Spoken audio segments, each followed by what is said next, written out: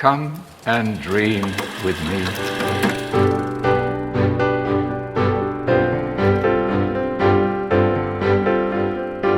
Hello, welcome to What Do You Want to Watch, the Explosion Network's premier media podcast. Every fortnight we get together to talk about movies, TV and online content, help you answer the question, will Attack on Titan ever end?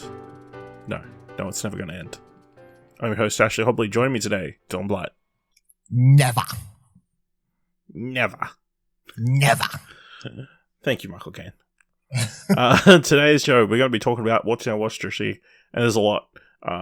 We'll cover a little bit of news, giving some thumbs at trailers, and discussing this week's top 3. But yeah, let's just jump straight into it, because you were out sick, so you watched a lot of stuff because you couldn't do anything else. Correct. So this what's our watch history segment will be quite long, I suspect. What do you want to watch when you've got COVID and nothing else to do? How about we start talking about something you watched while you're healthy? You went out and watched The Unbearable Weight of Massive Talent. Yes. The Nicolas Cage plays Nicolas Cage film. Bit of a stretch. Very good. Surprisingly so. So I gave an 8.5, I believe, was my final score. Full review, explosionhour.com. I went into this going, funny concept, probably going to be an average movie. Where, you know what I mean? Like where the idea is sort of funnier than the execution sort of thing. Yep. But no, this thing's great. I think it's because it all comes down to the fact that it's just generally a funny movie. It doesn't rely too heavily on Nic Cage references, although there are some, but it doesn't fall into the trappings of just becoming a reference movie where, you know, every joke is reliant on you understanding the Nic Cage reference. No, like the jokes are just funny because they're built upon the characters in the movie instead, which means that even if you're not someone who's watched a lot of Nic Cage, you'll still be able to find it funny because it's just about these two characters.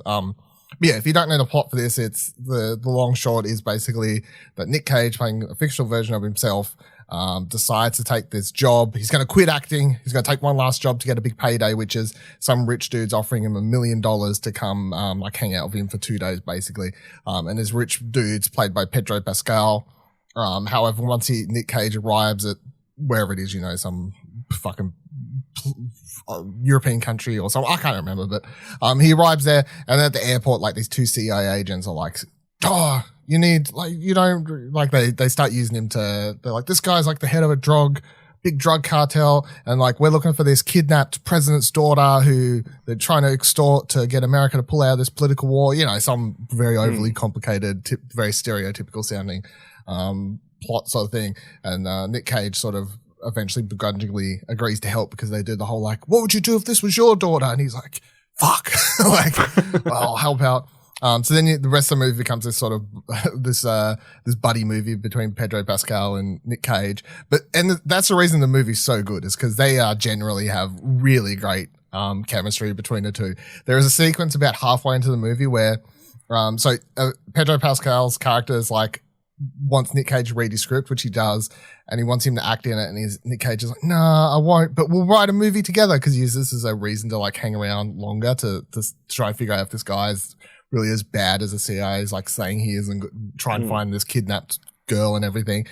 He's like, we'll write a movie together. And then like one day when looking for inspiration, Pedro Pascal's character like makes him do hardcore drugs, and then they're just driving around town, just like having this massive drug trip. And it's probably one of the funniest scenes in the movie just for the conversations they're having. But it also leads to sort of the one moment where the movie sort of gets a little bit too meta, and not with Nic Cage jokes, but like they're walking down discussing comedy movies, and Nic Cage is like, man, I hate like talky comedies where it's just two people like walking around talking a lot. You know what I mean? Like something like that where you're like, yes, very good. Funny.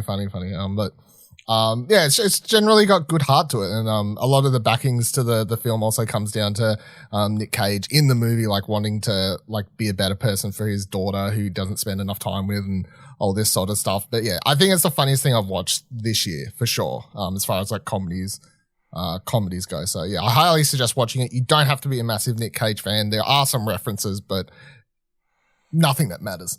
Awesome. I'm excited. I'm going to check it out later this week. So, this is coming out mainly in theaters this week. So, you know, you saw it first. Crazy. Yeah. And yeah, stick around because we've got a Nic Cage themed top 3. So stick around for the whole episode to listen to that one segment that ties into this thing we brought up at the start of the show. Worth it. Good job. Yeah. So I went to a preview screening of Fantastic Beasts, The Secrets of Dumbledore. Straight out of the gate, we are in no way supporting or endorsing any of J.K. Rowling's views, and I would say you could probably skip this movie. Dylan, have you ever watched that episode of The Simpsons where Sideshow Bob becomes mayor? You know, Sideshow Bob, the guy who's murdered, tried to kill Bart Simpson several times, and then he gets out because, the right-winning political party says, hey, people like this guy. So he gets out of prison with all his charges just thrown out, and then he gets to run for mayor, and then he wins. Yes. That's this movie. Very good. The major crime he commits, Grindelwald, the villain that's been around for several movies, is built up as like Tax the evasion. Voldemort before Voldemort. Is his big crime in this movie is election fraud. Not killing anyone. No. Listen, I gave this movie a 6. It's fine. It's fine. It hits a little bit of the nostalgia themes. Jude Law's quite good as Dumbledore. If you enjoy Newt Scamander doing his Newt Scamander thing, it's fine. Jacob, Jane Fogler is very funny as Jacob the Muggle. But yeah, there's a lot of dumb stuff in this movie. Lots of silly things that I sort of, looking back on it, it's very silly. To the point where a political figure says Grindelwald, specifically Grindelwald, has not committed any crimes. Trying to make the audience forget the last movie, The Crimes of Grindelwald. Yeah, I mean, he was in prison. He escaped from prison. Yeah. Kills a bunch of people on his way out of prison when he escapes prison. But no crimes. Then proceeds to murder a bunch of other people. Yep. Yep. Yeah, there's just a lot of weird stuff. They don't really address a lot of stuff. Apparently there's like a 3-year time jump. So you miss all like the juicy details, like spoilers for the last film, but like Newt and his brother were kind of in love with the same woman, and she gets murdered by Grindelwald at the end. It's never addressed. Other than they want to catch Grindelwald. That's it. You know? Mads Mikkelsen, he's solid. I'm sure you've seen all the stories about him and Dumbledore's gay love story and how it's very short. I mean, I think there's more to it, but obviously they've cut the specific lines out. But, you know, Mads, they don't address the casting change, and they really underutilize Mads Mikkelsen, who's just a generic bad guy in this, I feel like. It's fine. I would just wait till it comes to streaming services, or don't watch it. There's two pretty good options. Sounds good, yeah. Sounds good. I will not watch it. Thank you. No problem. I'm happy to help you make this decision. I will do that. I will not watch it. Also went to a screening of Ambulance, the latest film from Michael Bay. Sorry to disappoint everybody, but this is not a movie about Ratchet, the Transformer that turns into an ambulance. No Transformers at all. It actually follows two brothers, one played by Yaha Abdul-Mateen II, and the other played by Jake Gyllenhaal. Who, Yaha Abdul-Mateen's character, what's his... Will. He's come back from the army, several stints in Afghanistan. His wife needs experimental surgery, and they're not covering it. His pension or whatever, I don't know what the American terms are for that, but they're not covering it. No healthcare. No healthcare. So because there's no healthcare, he does the most next rational thing. He goes to his brother, who is into bank robberies, just like his father was. I'm still not. He's like, hey, I need one more person to help me out on this heist. Will tags along. Shit goes down. Everything goes sideways. So in order to escape the bank heist, the two brothers steal a ambulance with a paramedic that's still inside, who is treating a police officer who they shot in the process of leaving the bank robbery. So they're trying to escape the police while keeping the police officer inside the ambulance alive. So if they do get caught, they won't go to prison for even longer or whatever. So it's a very Michael Bay movie. It's a Michael Bay movie where he has discovered drones. There's a lot of drone shots in this movie. Too many drone shots even. But yeah, if you like Michael Bay movies, this is like incredibly Michael Bay-ish. Lots of slow-mo action, like really bright flashbacks to these to his children. And then Jake Gyllenhaal looks like he's completely coked up on this movie. It's like crazy. He's like very high energy, very, very frantic and manic. But it's quite enjoyable. I had a good time in the cinema. It's like 2 hours something. It is also very loud. I don't know if the sound system at the cinema that I was at turned it up to 11, but everything about this movie was loud. So I would recommend actually seeing the in a cinema because just to hear the movie. I feel like it does drag a bit towards the end. It could have been cut by 20, 15 minutes. I was looking this up the other day. It's based on a French film or something. It is based on a French film. That's 90 minutes. And I looked at one of the user reviews for that. I was like, cool concept, goes for too long. I'm like, this is 90 minutes. The Michael Bay version's an extra hour. I'm sure his was the bank robbery. I think the bank robbery probably takes longer. There's more police banter. But yeah, Isa Gonzalez, who plays the paramedic, she's great. It almost positions it like she's the superhero of this movie, especially towards the ending where she gets the big slow motion hero shot at the end. Almost to the extent where I was like, I wouldn't have been surprised if it was dedicated to all Healthline workers. Is there a bad boy shot, but with her? Sure, I've never seen. Do you know what the bad boy shot's where it's sort of slow motion, the camera's sort of below their chins. It's not full slow motion, but obviously it's slowed down. Cool music plays. The camera's sort of spinning around them. This is a full body shot because Okay. Right. But yeah, she's really good. It's enjoyable. A good time. Better than Six Underground, his last movie, which I only got 20 minutes into, which felt like an eternity. But yeah, completely forgot about that, to be honest. That's right. It's hard to believe where Michael Bay's gone since Transformers. Yeah. But yeah, check out Ambulance. Also checked out The Lost City, which is the Sandra Bullock, Channing Tatum film, which Sandra Bullock plays a reclusive novelist who is writing who's just written her first book in 5 years in a long-standing historical romance adventure series after her husband died. She doesn't really want to be doing this anymore. And Channing Tatum plays the cover model who is super invested, loves being loved by the fans, deeply invested in the series, even though all he does is, show up and get his photo taken. Turns out, okay, so her husband was very involved. It was did a lot of archaeological digs and study into lost civilizations and stuff. And she includes a bunch of that stuff in her new book. Daniel Radcliffe plays a eccentric billionaire's son, just straight up called a Fairfax. He plays Abigail Fairfax. Bold choice. Who, after his brother gets given the media conglomerate, decides, I need to find this special crown of fire that's inside the novel that was part of an actual civilization, and needs Sandra Bullock's character to help him translate some stuff so he can find the crown. So he kidnaps her, takes to the island, and then Channing Tatum, goes to rescue her with the help of Brad Pitt, who plays this trainer he had on a retreat called Jack Trainer.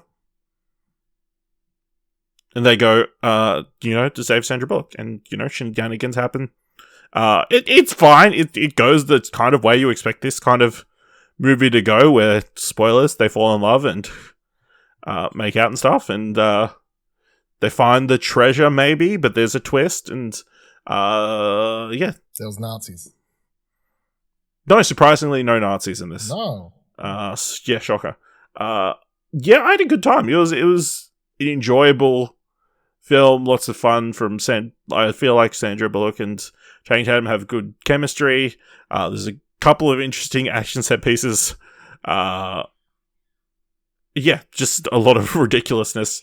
I especially enjoyed a sequence where they're getting chased by these dudes on motorcycles through the jungle. So they set a trap of like her dress, like is all, I don't know, sequining. I don't know if you saw it in the trailers and stuff. But they set it on like a. She's wearing a jumpsuit, isn't she? Yeah, like a sequin jumpsuit thing. Yeah. So they set that up in like a cliff's edge. And the two guys on the motorbikes go straight at her, and then they both get knocked straight off a cliff. They're both like, I'm sure they're fine. Like trying to convince themselves they didn't just murder these two people. Probably deserved it, to be fair. So it's fine. I mean, they were just doing their job. So I mean, I don't know if they deserve it. Yeah, Lost City, enjoyable. It's in cinemas now. Dylan, last episode we talked about the new anthology series coming to Apple TV, Raw. Surprisingly, it's out already. I don't know if I knew that it came out so quickly. I don't know. I presume it did have a date, and we probably went like, "Oh, that's soon," but maybe didn't really take into account like how soon it was. Yeah, because it kind of dropped, and I was like, "Oh, that's out." I completely forgot. Yeah, like the notification popped up on the phone, like, "Hey, Raw's out now." I'm like, "What?" Oh. Yeah. Yes, you've watched all 8 episodes. Yes, You've got a review up on the website. Yes. For people who don't know what Raw is. So Raw is let me clarify in case my accent's ruining it for people, but R-O-A-R. Raw as in a tiger raw, not R-A-W as in the fantastic horror film. But I was about to miss that out, yeah. I wasn't going to say it's fantastic, but yeah, a horror film. Yeah. So or a it's type of meat. Yes, or a type of raw meat. No, raw is in like an animal roaring. It's an anthology series that is actually based upon a book, which when I was like, before I did my review, I just, Wikipedia'd it. There's 30 stories in that book, so there's enough room here to do a few seasons if they want to.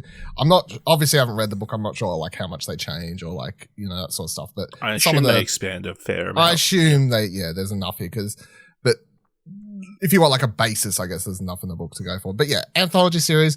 The core concept, if you were like, hey, what's Black Mirror's like? Black Mirror's an anthology series. American Horror Story is an anthology series. Like each of those, it's like American Horror is a horror series. That's the basis. Black Mirror is a horror series. Well, it's not really. It's a dark series. The basis being like technology. This is a feminist anthology series, I guess is the easiest way to sort of categorize it. Each story stars a different actress in a story that is primarily, like I guess feminist driven, like sort of ideas. And the instead of doing a story where it's like, subtext, it's like take the subtext and make it as loud as you can, and that's the thing. Like every episode starts with a title, and like whatever you read in that title, that's not a joke. It's literally what you're about to watch. Like you get to the episode, it's like the woman who sat on a shelf. The episode is about a woman who sits on a shelf. Like it's not a metaphor for something. It's what you're about to watch. The woman who ate photographs. She eats photographs. Like these are all things. I think when we watched the trailer, it was like that looks really interesting and weird. But like, how's that going to come together? The show is very weird, but I think it does a very good job at making like all of the weirdness work. Like everything, it just commits to whatever the concept is. And I don't feel like any episode ever comes off like the weird concept doesn't work. Like they all work for me. In my review, I did, I ranked the episodes. So like, for example, my least favorite was actually the finale, which I don't feel like there's any episode I didn't like, but obviously. What score would you give the finale? 5.5, 6, maybe. Probably got a 6, I guess. Like maybe it's like a meta. Okay, I guess somewhere around there. I wouldn't think about it, but yeah. So, but I all the way up to like my favorite episode is the woman who ate photographs, which is the one that stars Nicole Kidman. It's like set in Australia and everything. It's pretty much an Australian short film. Yeah, literally. So, which is really cool. And I didn't know that going in. Like, based off the trailer we watched, I had no idea. Like, other than knowing Nicole Kidman was in it, I had no idea it was actually in Australia and she was just speaking normally. And all so I've watched the first 2 episodes as well. And I'm like, Oh, that's weird. She's driving on the right-hand side of the car. Yeah, full Australian. Judy Davis is in it. What's-him-a-fuck plays her husband, Simon Baker. So yeah, lots of Australian music and references. It was really surprising. But shot in New South Wales, everything. Yeah, it was a full commitment. You don't see that. Like, you don't see that. It's weird, but that one's about Nicole Kidman's character who's having her mother, played by Judy Davis. She's going to come move in with her. Her mother's recently got a diagnosis about onset dementia of some sort. They don't really delve into too much. You know, it's dementia. It's like, you don't need to know more than that. So she's going to have her come move in. This is upsetting her sons to a degree, you know, her husband, like it's obviously disrupting their whole household. You can tell the mum Nicole Kidman's character is just trying to play like happy face as much as she can. Like she's just trying to do the whole thing. They have a really interesting line. I don't want to spoil it because I want people to watch it, but like there's a really cool, interesting line at the end she has about her mother, which I think says a lot about, this like sort of disease and how it can make children feel about their parents, I guess, if they've got to look after them in these scenarios. This reminded me a lot of watching The Father. Obviously, it's dealing with the same sort of stuff, but in a short film, sort of, it's in a 30-minute time frame. They don't get the 2 hours that The Father has, kind of thing. But I still think it does just as good a job as The Father is sort of like having something to say about this. However, I like that, not to say that I dislike The Father's having a more like sort of sour note on it, but I feel like the ending of this, I really liked how it doesn't try and cherry coat it, but it leaves you with a little bit of hope. It's like a little bit, which I sort of appreciated. And that's the thing for most of these short stories. Like some of them do get quite dark at times, but for the most part, every short story, even if it does deal with a dark subject matter, it has like sort of like a shining sliver of hope or an actually good ending. Like none of them compare that to like Black Mirror, where quite often those dark stories about technology and, you know, this sort of stuff, they will just end like shit is everybody dies. Like, yeah. Like they definitely have like a lot darker viewpoint, but, I really enjoyed them. The majority of them, I think there's some really good, the acting all around. The one where Alison Brie plays, that one's called The Woman Who Solved Her Own Death. I think I had that like third or fourth in my list or something like that.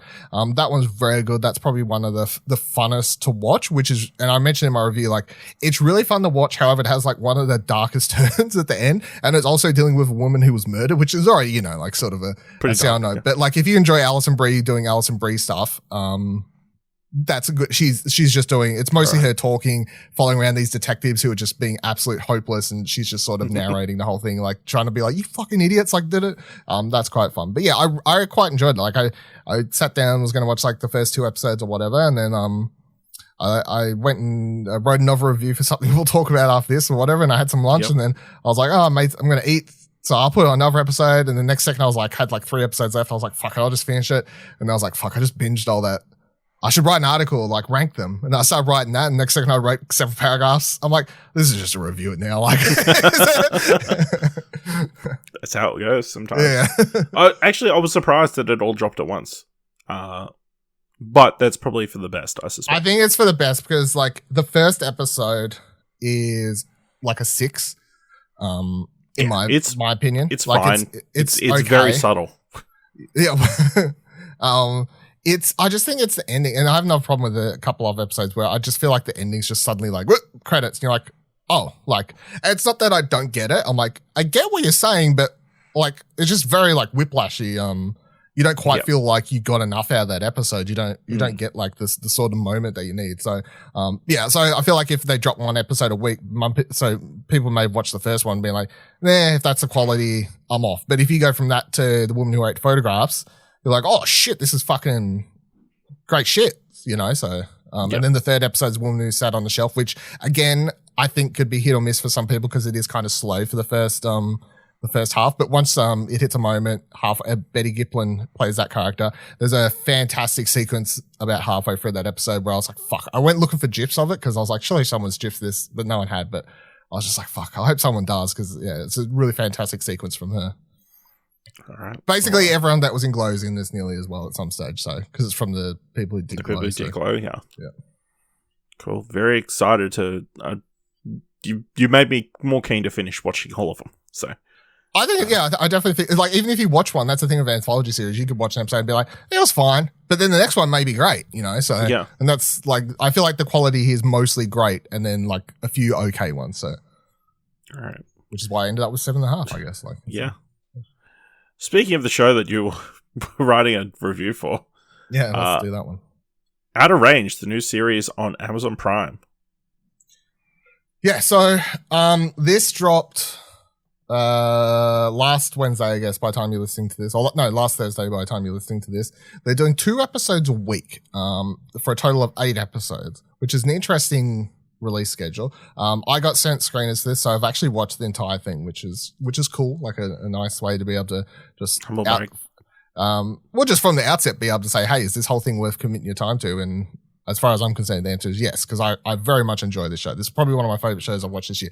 I'd be very interested seeing some people giving low scores and saying they really didn't like it. I'm like, okay, fair enough. Like, your opinion's your opinion, but I think this show's great. So the setup here is it is Yellowstone meets like Lost or fucking, what were the examples I used? Like what the fuck is that sci-fi show? X-Files or something? No, the one where it's different. Outer Limits or some shit. Anyway, it's Yellowstone. I can't remember what references I had in my review now, but it's Yellowstone, so cowboy shit mixed with a sci-fi show. And without spoiling everything, obviously, you have Josh Brolin, who plays plays Royal, who's just very stereotypical, like he's the rancher. He talks slow. He's tough. He's that sort of character. He's a stereotypical sort of rough sort of leader of the family. He has 2 sons. He has a wife. They also live with one of his son's daughters, because one of his sons, I can't remember which one's which off the top of my head, but one of them has lost his wife 9 months prior. She just poof, disappeared. All right, so that's the first mystery box they give you in episode 1. Wife missing. Cool. So they're living together. They have a son, bit of a drunkard, spends a lot of time bull riding, wants to be like his father, be like a champion bull rider. They have this massive property though, and then one day in the first episode, Royal comes across this massive black hole in the west pasture of his property. It's covered with like this mist. It's very weird. He tries chucking shit down it as you would. Of course, here's nothing. Like, it just seems absolutely bottomless. Sticks his hand to it. Some weird shit happens. You have this great sequence where instead of just being like going and asking for help, he just stands there and just yells, "What the fuck?" Like, it's like this whole thing, which is, it's Josh Brolin too, so there's a lot of like it's funny sometimes, and he has some other moments in this where you're like, that's interesting for Josh Brolin, but I won't spoil them, but, so that's the thing. It's like, what's this giant hole? And then he refuses to tell everyone. So that's like the crux of the mystery for the show, of course, is like this black hole. Then this other girl shows up all in the same day, called Autumn, who's played by, what's Imogen Poots. Imogen Poots, yeah. So she shows up and she's like, hey, and she's just like a hippie girl. She's got that very hippie vibe sort of look and everything like that. And she shows up and she's like, I'm just like traveling around and I got told by someone in town that like you have this massive property. Can I pay you to camp here for a couple of days? And Royal needs the money at this point because he's behind a bill. So he actually agrees to let her do it. But there's something up with her from the get go. And that's not a spoiler to say, because she shakes his hand as he takes the money and she says, "It's nice to finally meet you," which, from the outset, you're like, what do you mean finally? Like, why are you saying it like that? Like, as if you were looking for this dude like the whole time. So you don't trust her. And, yeah, don't trust her. She's got some secrets. Half the characters in this fucking show have secrets. Then across the road, the other family who's like backs onto the west pasture of that side of the thing. So that family's really rich. I don't think they ever explain where they got the money, but the rich family, it's led by Will Patton, who has a bowl in the show. Several scenes, sort of gets off his fucking chain. He plays a lot of these very cowboy characters in a lot of shows too. So that's good. He's got 3 sons. They're all hotheads. One of them's really weird. Sings a Whitney Houston song at one point for like 3 minutes straight in his underwear in a mirror. So there are some odd scenes in the show, but they do work.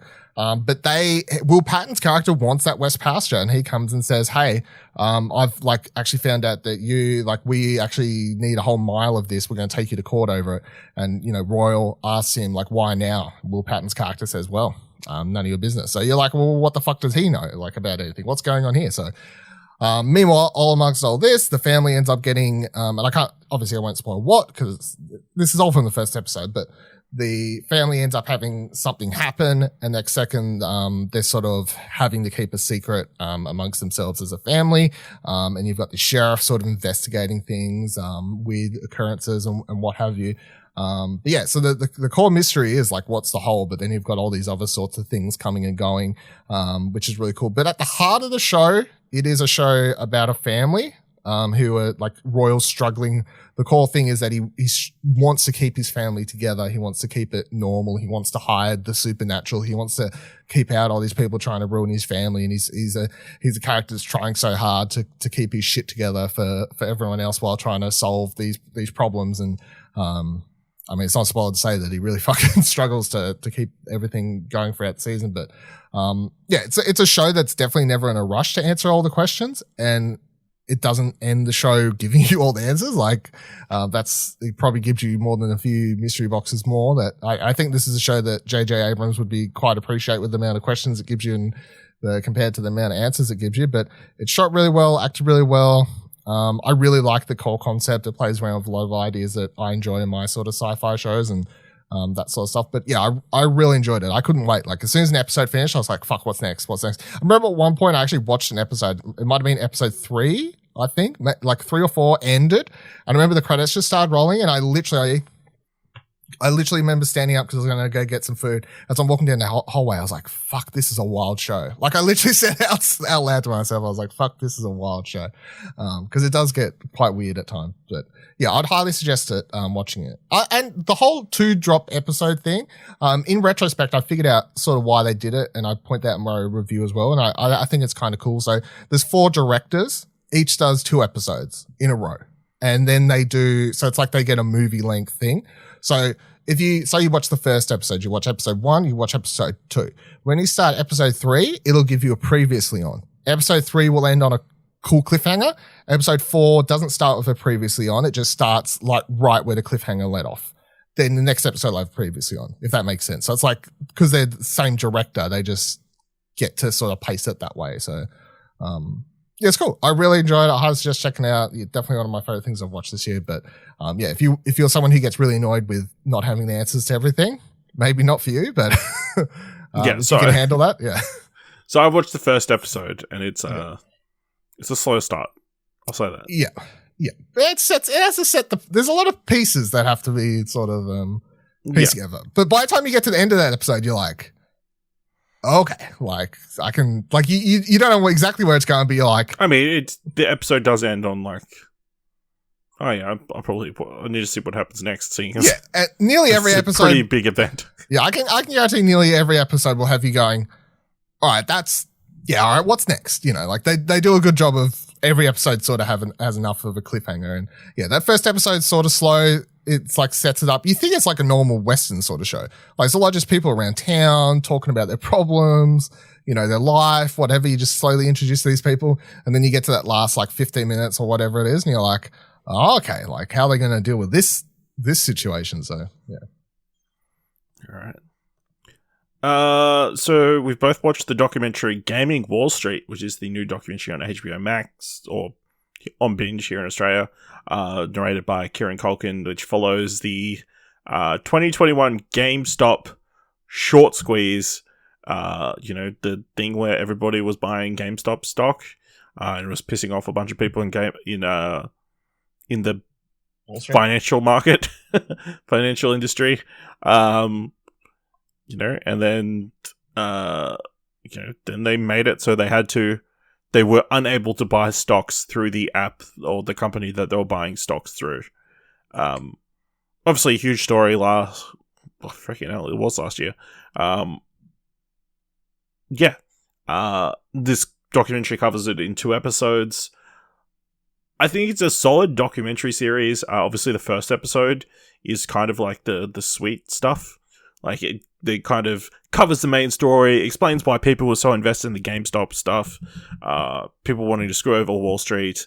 And then the second episode is the medicine, where they give you the full breakdown as to why this happens, what is causing these fluctuations, and all these actual problems with Wall Street and what can actually be done about them. So, yeah, the first episode really interesting, like kind of explaining how everything went down, because of course a lot of people on the outside were like, oh, other than the news story of, hey, GameStop is like worth hundreds of dollars a stock, we didn't really understand it. But yeah, kind of breaking down the whole Reddit community around stocks as well was interesting to get a bit of a look at. But then to see the level of corruption on Wall Street is unsurprising. What do you think, Dylan?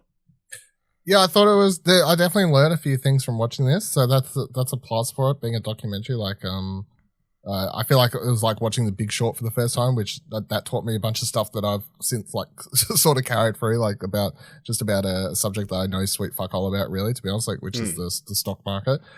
My sort of negative is I thought a lot of the people just a bunch of fuckboys that really annoyed me. if that makes sense, like unfortunately I feel like there's like that one dude that's sort of likable, the dude who like has the ex-wife and everything, and he that dude who like, do you know who that dude's fine, but it's the bunch of just younger dudes who just put the ones who hired a skywriter too.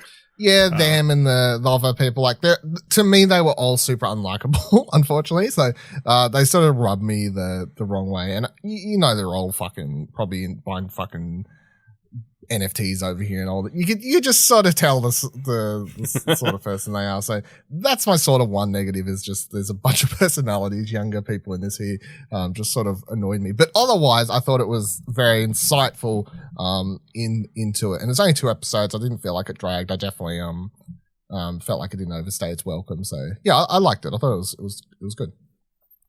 Awesome. I've also checked out the documentary The Inventor, Out for Blood in Silicon Valley.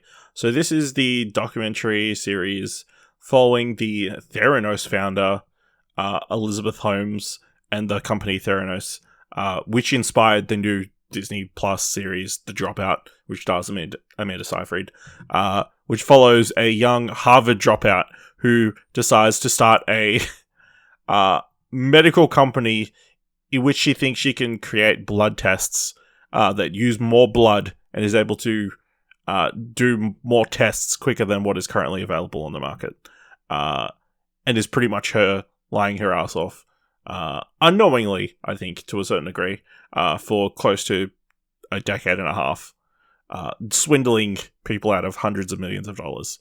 And yeah, just kind of catalogs the story of Theranos and how, they said they've got this device that will be able to do this, be able to do all these tests purely from a pinprick of blood, to the extent where they were full on doing when people were going to get blood tests, they would actually like get the full IV thing, and like they'd have to take blood that way because their tests weren't working. Any tests they would actually do were not 100% conclusive, yet they would still send the results out to people. Yeah, it was a really messed up situation, and kind of it goes into the whole story of Elizabeth Holmes and her personality, and like her being a very charismatic person and kind of winning people over. And then, the whole whistleblowing kind of thing where they had a lot of like really high powered lawyers as part of the board or whatever to try and keep people from talking about what was happening at their company.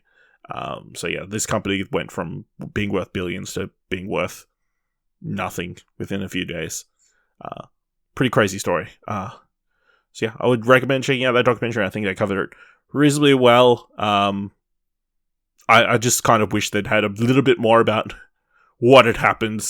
Like, I think maybe it came out a little bit too early, or like explaining how they got away with it for so long. Did this just come out at the same time, or is this like no? older? This was a few years old. Yeah. Yeah. Okay. It's kind of like, it must be like, because I've been thinking about even watching that Stan series. The woman, about the woman who like tells her the girl from Plainville. Yeah, the girl from Plainville. Like, I keep seeing that and be like, maybe I should start that. But then Binge has got the documentary. The documentary from several years ago now on the front page. I'm like, maybe I should watch that. I should watch that. That's what I'm thinking. I watch that, and then like I'm really invested in the story. Maybe I'll go watch it. The dramatized version. But yeah, it's hard not to go. This is like 2 hours long. The series is like 4, 8, 10 episodes. It's like, it's not an easy trade-off. So yeah. All right.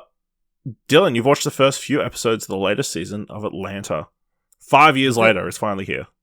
Yep, I think I haven't watched this week's, is what I'm behind on, I believe. But it's very good. I mean, if you look, it's more Atlanta, but the season, I don't know if they'll return to America this season or if that'll be a season 4 thing, because we do know season 4 is the last one. They've already filmed it all, I believe, is the go as well. So, but this season starts when they're in Europe. Some time has passed since the last season. Paperboy, I think that's his name. Yeah, the main dude who's like the rapper, Donald Glover's character, like sort of is there the manager, his best friend or whatever. So they're in Europe, and the first 3 episodes. Brian Tyree Henry, that's who it is. Sorry. That's who. Yes. So he's like big. They deal with, and because they're in Europe, they get to do some different sort of stuff because they're outside of America. They're outside of Atlanta now. So you still have some of the character drama continuing on from the past season, including like, I can never remember what Donald Glover's character is called, but, what he's like, like him and his ex, like dealing with. He's still got the kid, like they've got that kid together. Like there's a whole will they get back together, won't they get back together sort of thing that constantly they've been playing with in this show. But like because of course every episode of Atlanta sort of deals with a subject matter or something. Like I think it was the first episode where they're like walking down the street and they see all these people in blackface and they're kind of like, what is that about? And they ask like whatever their like European, like, you know, the person helping them, like bringing them around that city or whatever it's about. They're like, oh, it's it's a St. Nicholas thing because Christmas time and because he comes down the chimney, like everyone paints their faces because it's all from the soot and stuff. And I remember like Googling this after the episode and it's a real thing. Like read the Wikipedia page. But of course they're walking around. They're just like keep seeing these people with blackface and being like, and they try to let it pass because like the thing, but of course it's the whole episode. Yeah, it's a cultural thing, but yeah, it's like it's a funny bit throughout the whole episode, and so that's quite enjoyable. And I don't want to spoil the rest of episodes, but yeah, that's the sort of the way the season starts. So I was sort of I was like, oh, I wonder how these characters will go outside of Atlanta and the like America, which is like obviously the thing. But yeah, given that's like the way the first episode starts, I was like, there's probably plenty of ideas and stuff for them to touch on outside of America. So that's a good start. But yeah, if you enjoy Atlanta, which is this, you know, it's a comedy, a social commentary most of the time with sort of dry humor and stuff like that, then yeah, if you haven't watched Atlanta, I would highly suggest checking it out because it's fucking great. But very keen to keep watching this season and see how they all move towards wrapping up these characters' stories, I guess, towards that 4th season. All right. You watched the movie The Fallout on Binge, starring Jenna Ortega. Oh, fuck, right. Yeah, this was pretty good. This was pretty good. So this one's a new one, I think. I know it just came out, or maybe I'm it's pretty recent. Yeah. So this one's about Jenna Ortega and the girl who dances in all the Sia videos. Maddie Ziegler. There you go. So we all know from the movie Music. Yes, which we all definitely did not watch. So it's about these two. They start the movie, and they're in high school, college, I don't know, whatever it is in America where they're like sort of nearly adults, that age. And a high school shooting happens.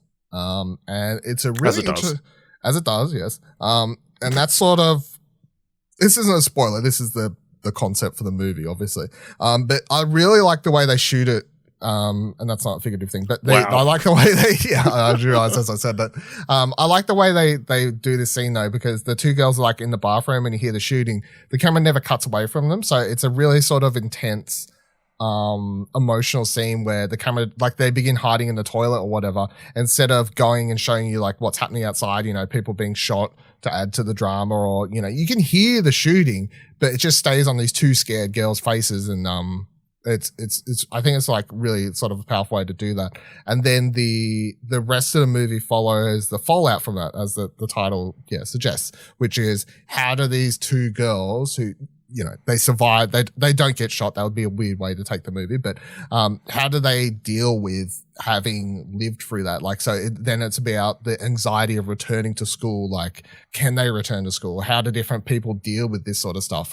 So it's the two girls who weren't friends prior to this, who then become friends, connected through their sort of shared trauma And then how Jenna Ortega is the main character and like sort of how she brushes off her family, you know, sort of becomes more abrasive to them. Also her best friend, she sort of becomes more abrasive towards because he's sort of taking a different direction dealing with the school shooting than she is, which is more of like a sort of a inward, you know, keeping it all in, doesn't want to talk about it sort of thing. And that's how she bonds with the Sia girl. What's her name? Maddie Ziegler? Maddie Ziegler. Fucking hell. How she like bonds with her, who like has like her parents are always away or whatever. So she's sort of home alone. So the two end up just chilling out a lot of time. Yeah, I thought it was really, really good. I think it's definitely you know, it's a subject matter that's more poignant, I guess, to people, especially if you lived in America. But, you know, we all read and hear about these fucking school shootings all the time and how terrible they are. So, but yeah, I definitely suggest checking it out. I think it's really good. All right. Another film that came to binge recently, Kimmy, the latest film from Steven Soderbergh, starring Zoe Kravitz. Yeah, it's okay. It's a watchable movie that doesn't try to do anything overly too smart and never sort of overstays its welcome. I think it's definitely of the whole, like, we shot something in COVID and like like there's restrictions here and we tried to do it like, but they, instead of the restrictions sort of showing, they sort of use them for what it is. Cause I think the movie's barely 90 minutes or whatever, but the core concept is that, Zoe Kravitz plays this girl who is, like if you ever use Siri, and you have that, or like Amazon or Alexa or whatever, and you have that thing where you enable it to like share your recordings if you have errors or, you know, whatever, stuff like that. So she, Zoe Kravitz's character has sent these recordings where people try and say stuff like, hey, Kimmy, order a fucking toaster or whatever. And it's like, sorry, I don't understand you. And then she like listens to the recording and then we'll type in some code that's like, accent error, blah, you know, like something like that. Like it's bug reporting for why the Kimmy didn't work correctly. And when she's listening to one of these things one time, she hears what she assumes to be like a murder or someone getting strangled and threatened in the background. So then the rest of the movie is like this sort of thriller as she begins to, you know, play around with the audio to get it better and like figure it out, and then like call other people, who she works with, cause she works from home. Cause the other thing she has is like a, I don't know what the actual word is. Like, I know there's a word for it, but she has like a fear of going outside. I want to say agoraphobia, but I think something like that. Yeah. So she doesn't want to go outside, which then causes problems when she's trying to call up like the head honchos of the company, the Kimmy company, and being like, hey, just come meet us here and all this sort of stuff. Yeah, it's sort of a very fast paced thriller. I enjoyed it for what it was. It's definitely nothing special, but I still think it's a worthwhile watch if you do want sort of that quick thriller action with some, good acting and Steven Soderbergh's sort of precise direction that, you know, everything here is exactly what needs to be here and nothing more. Awesome. All right. This next slate of movies is what I'm calling Dylan's movies that he finally got to watch. Talk to us about Sean Baker's Red Rocket. I was disappointed. Oh, yeah. So I was obviously really looking forward to this. I really liked, I really liked The Florida Project and Tangerine. They're both fantastic movies. I would definitely put this below all of the above. The plot for this one is that I can't remember the actor's name, but the main character, he plays an ex-porn star who's like returning to his hometown, Texas somewhere. Fuck, I can't remember where, but he's returning there to his ex-wife, or well, it's actually his wife. Like they point out they never actually got divorced too. She lives with her mum, and then he's like, can I move back in? And he's like, oh, I need to get my life back together and all this sort of stuff. But he's a hustler. Like he's always looking for the next grift. He's, you know, this is his sort of life or whatever. And then the movie goes down a road where he discovers this girl whose name's like Cherie or something. It is Cherie or something like that, who works at like this donut store or something like that. And she's 17, about to be 18 in like a couple months is I believe like the pitch or whatever. And he starts like being like, oh, telling all these people like, this girl, she's perfect. Like if I could just get her into like the business, she would like get me back my star and like all this sort of stuff. Like, so that's sort of the get go, I guess. It's like just this dude's relationship with people he used to know, those people. I definitely feel like there's something I'm missing with the movie where it's so focused on a particular area of America, much like of a Sean Baker movies. But for those, I could sort of vibe with them a bit more, I guess. Like Tangerine's very focused on this, sex worker sort of environment, also like trans sex workers, I guess. Like, I don't know, like this, like each movie has a subject matter. Like the Florida Project, what the fuck's it about? It's about like these sort of, it's Florida, it's low income people staying in hotels, and like all of his movies deal with social, I guess, economic sort of lower class people in America, which I get, but this one I feel like I'm missing something. I can tell that's like it's tackling a different group, like a different area of America. I can see it. I just couldn't totally get it. Like I still enjoyed watching it. Like I'm not saying it's a bad movie. I'm just saying I was disappointed. And I would. It did blow you away. Yeah. It didn't blow me away. And I kind of went into it really excited. Maybe I just hyped myself up too much more. But yeah, if you haven't watched the Florida Project or Tangerine, I fucking like love those movies. This one is definitely below all those for me though. All right, Dylan. Before we were talking about Raw, an excellent horror film. You were able to finally see the follow-up from the director Julia Ducournau. Titane. Smash it. Yep. Titane. I was very disappointed by this movie. Oh man, I need to change the opening of the segment. Here's a bunch of movies that Dylan has been waiting for and he's going to be disappointed by. I mean, it's my life at this point, I feel. So Raw's fucking fantastic film. This movie, Titane, not so much. I really struggled.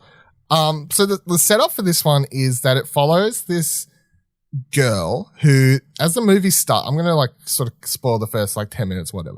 The movie starts when she's a young kid, like a child, and she's annoying her father in the car so much that he crashes.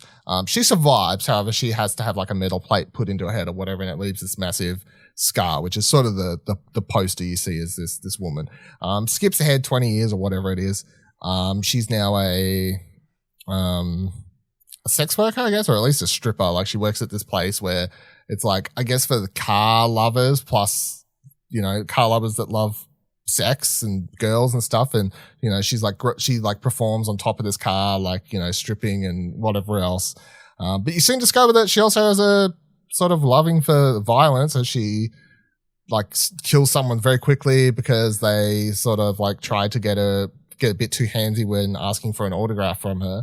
And then from that point, the movie just sort of like, it's just a character who's got a lot of evil inside her, and she's not at all likable. And I think the problem is that I guess that's sort of the point, but I also don't get the point of this movie because so you have the first half where you're like, oh, this woman, like she's trying to, like, she goes on a sort of a killing spree. She kills anyone who's sort of nice in this movie. And then she has to escape from the cops. And I'm not spoiling anything that sort of you can't take from the trailer here. And then the movie goes into the second half. And the second half is that she sees a missing poster for a boy child. And she decides to cut her hair, break her nose, and strap down her breasts and everything so she can appear as a male. She then travels to the city where that person went missing, and that father is a fireman chief, I guess is the head of a fireman station. Yeah, fireman chief, I guess. And he says it's her. Like they ask if you want to do a DNA test. He says, no, I'd recognize my own son. So now she's in hiding, pretending to be this person's long lost son. From this point, I think the movie's trying to, I think the point is to say a lot about sort of machoisms. Like, what's that? What's the plural? Macho, like sort of male behavior. Machoisms. Machoisms and stuff. Like, I think I get it, but it almost comes across transphobic at points because you do have this character that's like, I think that's the other thing I struggled with. Like, as a non-trans person, like I'm watching this going, this feels weirdly transphobic, if not on purpose, but like accidentally. Like, cause you do have a character who is female pretending to be male. And then there's lots of like plot points about that, but it's not really the point of the movie, which is also sort of weird. And yeah, I don't know. Like, it's also just not a character I'm rooting for at all, because I'm like, want them to get caught because they deserve to be caught, So like, I went into this not knowing fuck all really. Of then I really liked the director's last film, and like, I don't regret watching it because, it's an interesting film, and maybe someone else could come in and be like, Dylan, everything you just said's totally wrong, and they got a completely different vibe watching it, which is totally fine for these sorts of movies. And the same could be said for the last film, Raw, which I obviously was like, everything this film's trying to say, I get and understand, and that's cool with me. But yeah, for this, I was, very let down and disappointed. So, I did not like it, I will say. All right. Hopefully we get a bit more luck with their next film. The Academy Award nominee, the worst person in the world. Was this the worst movie in the world, Dylan? This movie, I hate to say it, but it really surprised me. It's way fucking better than I thought it would be. Finally a win. Played just all. No, this movie is very good. Obviously, I'd seen everyone sort of talk about this. Like The Worst Person in the World is like a fantastic movie. I'm like, cool. I click play, not knowing what it's about. Really, I never watched the trailer or anything, other than people just like you see on social media, and the movie's great. I'm like, oh, it's about a girl who runs at some point, because that's what I've seen on the poster. So that's not a takeaway. But the movie's about life, I guess, and it's sad and weird and everything, but it sort of tracks this girl through, I don't know, like maybe it's like 6 years, maybe it's less. I don't know. It tracks her through a certain like few years period of her life. And she's the kind of girl who you see in the first opening in the movie, who she's attending college, and she's like, I can't remember, like, let's say she's studying to be like a painter.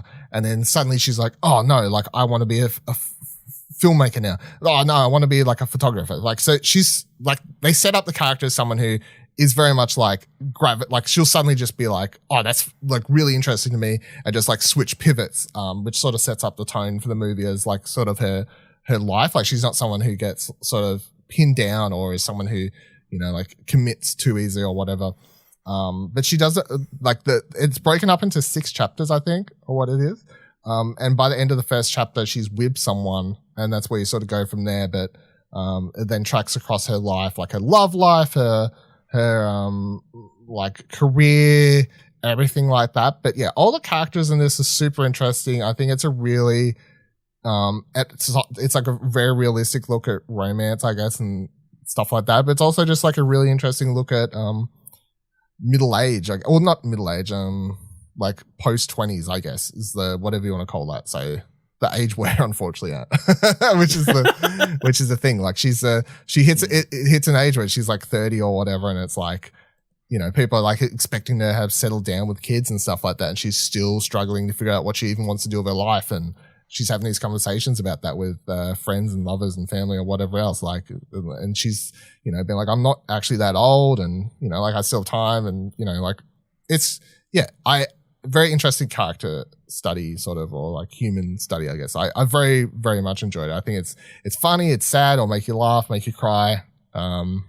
Shot wonderfully, beautiful performance by, I was reading after the fact, I can't remember the actress's name, but apparently she was considering quitting acting prior to getting this role. So I was like, fucking thank God, because it's a standout performance. So should have been Oscar nominated. Well, she wasn't Oscar nominated, was she? No, but she should have been.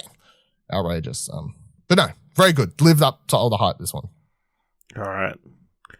Speaking of international films, you checked out the A24 horror film, Lamb. This is good. It won't be for everyone. It is.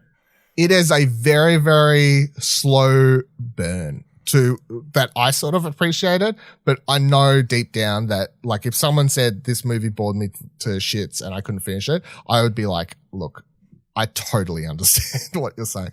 The concept for this, though, is a weird one. I don't believe this is a spoiler because it's the concept. But you've got this family. It's set in Iceland, I think. I think that's where it is. Yeah. You've got Numi Reprise, however you say her name, sorry. So she's living with her husband on this farm out in butt-fuck nowhere. They have a bunch of lambs, and they, like, I guess they make their money by, they cut the wool off and all that sort of stuff. But they enjoy their peaceful life up there. However, as you learn early in the movie, even though I'm pretty sure no one actually speaks a line of dialogue in this for like the first 10, 15 minutes, which again, my point about a very slow burn. You do learn eventually that it's obvious that they can't have a child as much as they want a child. So either she, like, for medical reasons, or I'm not sure. They don't cover it. Doesn't matter. However, one day they go to check on their sheep and they discover a little lammy that's half human, half lamb. And they decide to keep this thing.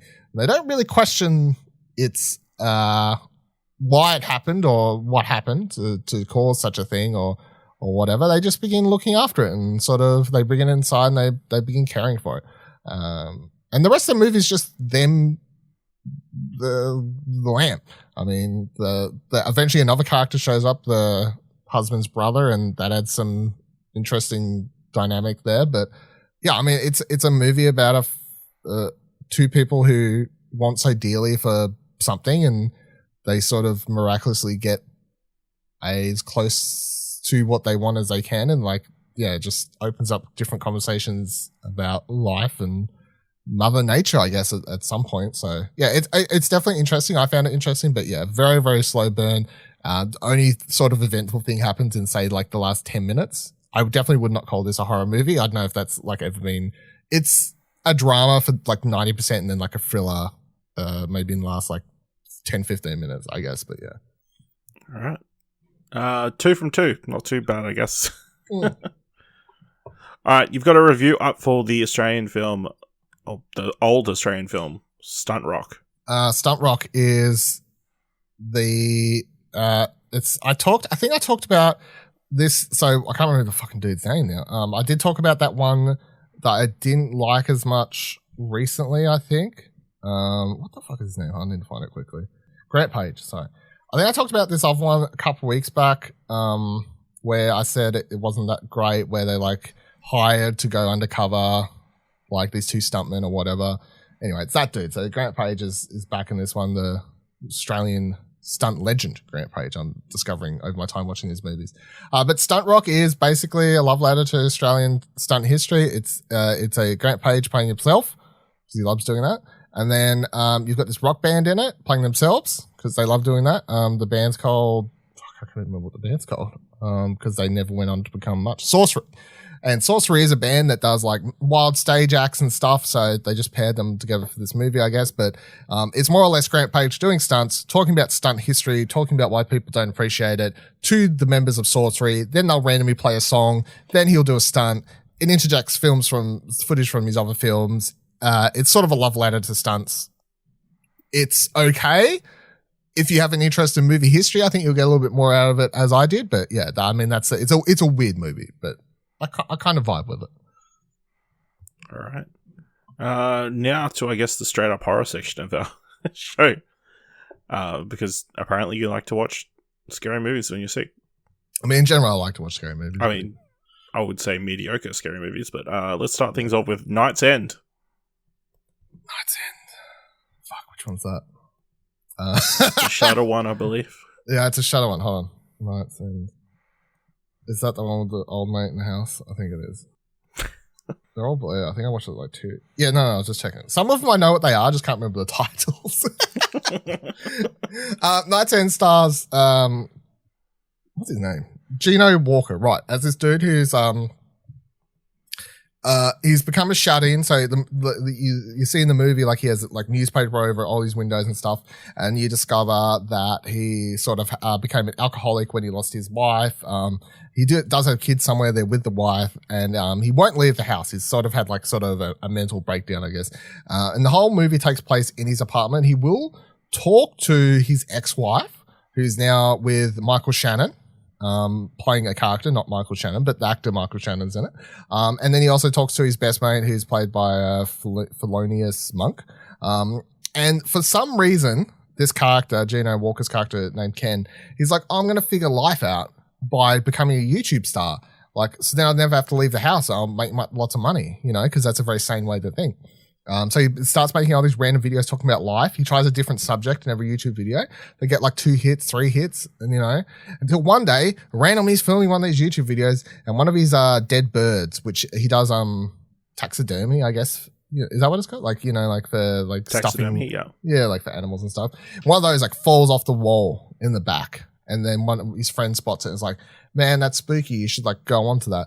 And then once he starts filming more videos about the spooky shit, more spooky shit starts happening until it's like, well, is this all in his head? Is he playing with people? Like, is there actually something happening here?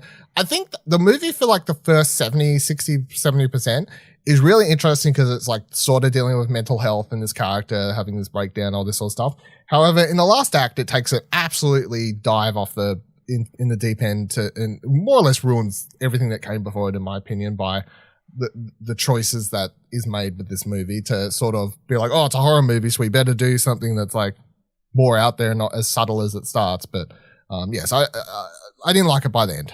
The first half, sure. End half, no. All right. What about The Cellar, starring Alicia Cuthbert? I didn't mind this one. So sometimes I watch a horror movie and there's something like just about the concept that in my brain just goes, that's actually fucked. And like, I know maybe it could just be a me thing, but like, it's like how I talk about 1408 scares the living fuck out of me. And other people I know will watch it and be like, that wasn't scary. I'm like, I don't know why that movie scares the shit out of me. For some reason it does. But the concept for this one is this family moves into a house. Their daughter goes missing and they track the last place she left was she was walking into the cellar and she's on the phone to her mum as she's doing it because she was scared about going down there because it's in the dark and it was being weird or whatever. But as she's going down there, she suddenly just disappears and the police can't find her and everything like this. They end up, without spoiling everything, what they end up discovering is like there's basically, I guess, a secret portal that can be opened in the cellar, due to reasons that takes you out of there. However, the way the movie's filmed and the way it sort of plays around with this mystery of the cellar and how you can disappear, I think it was done well enough. It is freaky at times, especially because the characters, like the daughter, when she disappears, like she's counting down the steps and like say there's 8 steps, she's like 8, and then the mum's like, she's like 1, 2, and then 8, and the mum's like, there, you've made it, and then the daughter's like 9, 10. 11, like goes in a trance, and like there's a part in the credits where you hear these characters doing this like 24, 25. I'm like, oh, it's fucking creepy. It was giving me goosebumps. So I didn't mind this one. I thought this was like nothing super special, but yeah, if you like sort of horror movies that don't have a happy ending, this is one for you. All right. You also watched Ouija. Yeah, this isn't great. But I'm continuing my Blumhouse sort of check off list slowly but surely. I will tick them all. Catch them all. I will catch them all. Is the reason I watch. Ouija is owned by Hasbro. Yeah, the Ouija boards are owned by Hasbro. Do you know that? You never know that? I thought they were I thought they were like public domain. I mean, I'm sure the idea is, but the actual Ouija boards, Hasbro. The ones you can buy, because it's a game. They sell them as a game, Yeah. Hasbro. Battleship, Ouija boards. So the interesting thing about this movie is that I've watched the sequel, which is actually a prequel, because it was done by Mike Flanagan. So I was like, I better watch that, because Mike Flanagan, love Mike Flanagan, right? Now that one, fucking fantastic. That is a great movie. This one, the original, bad.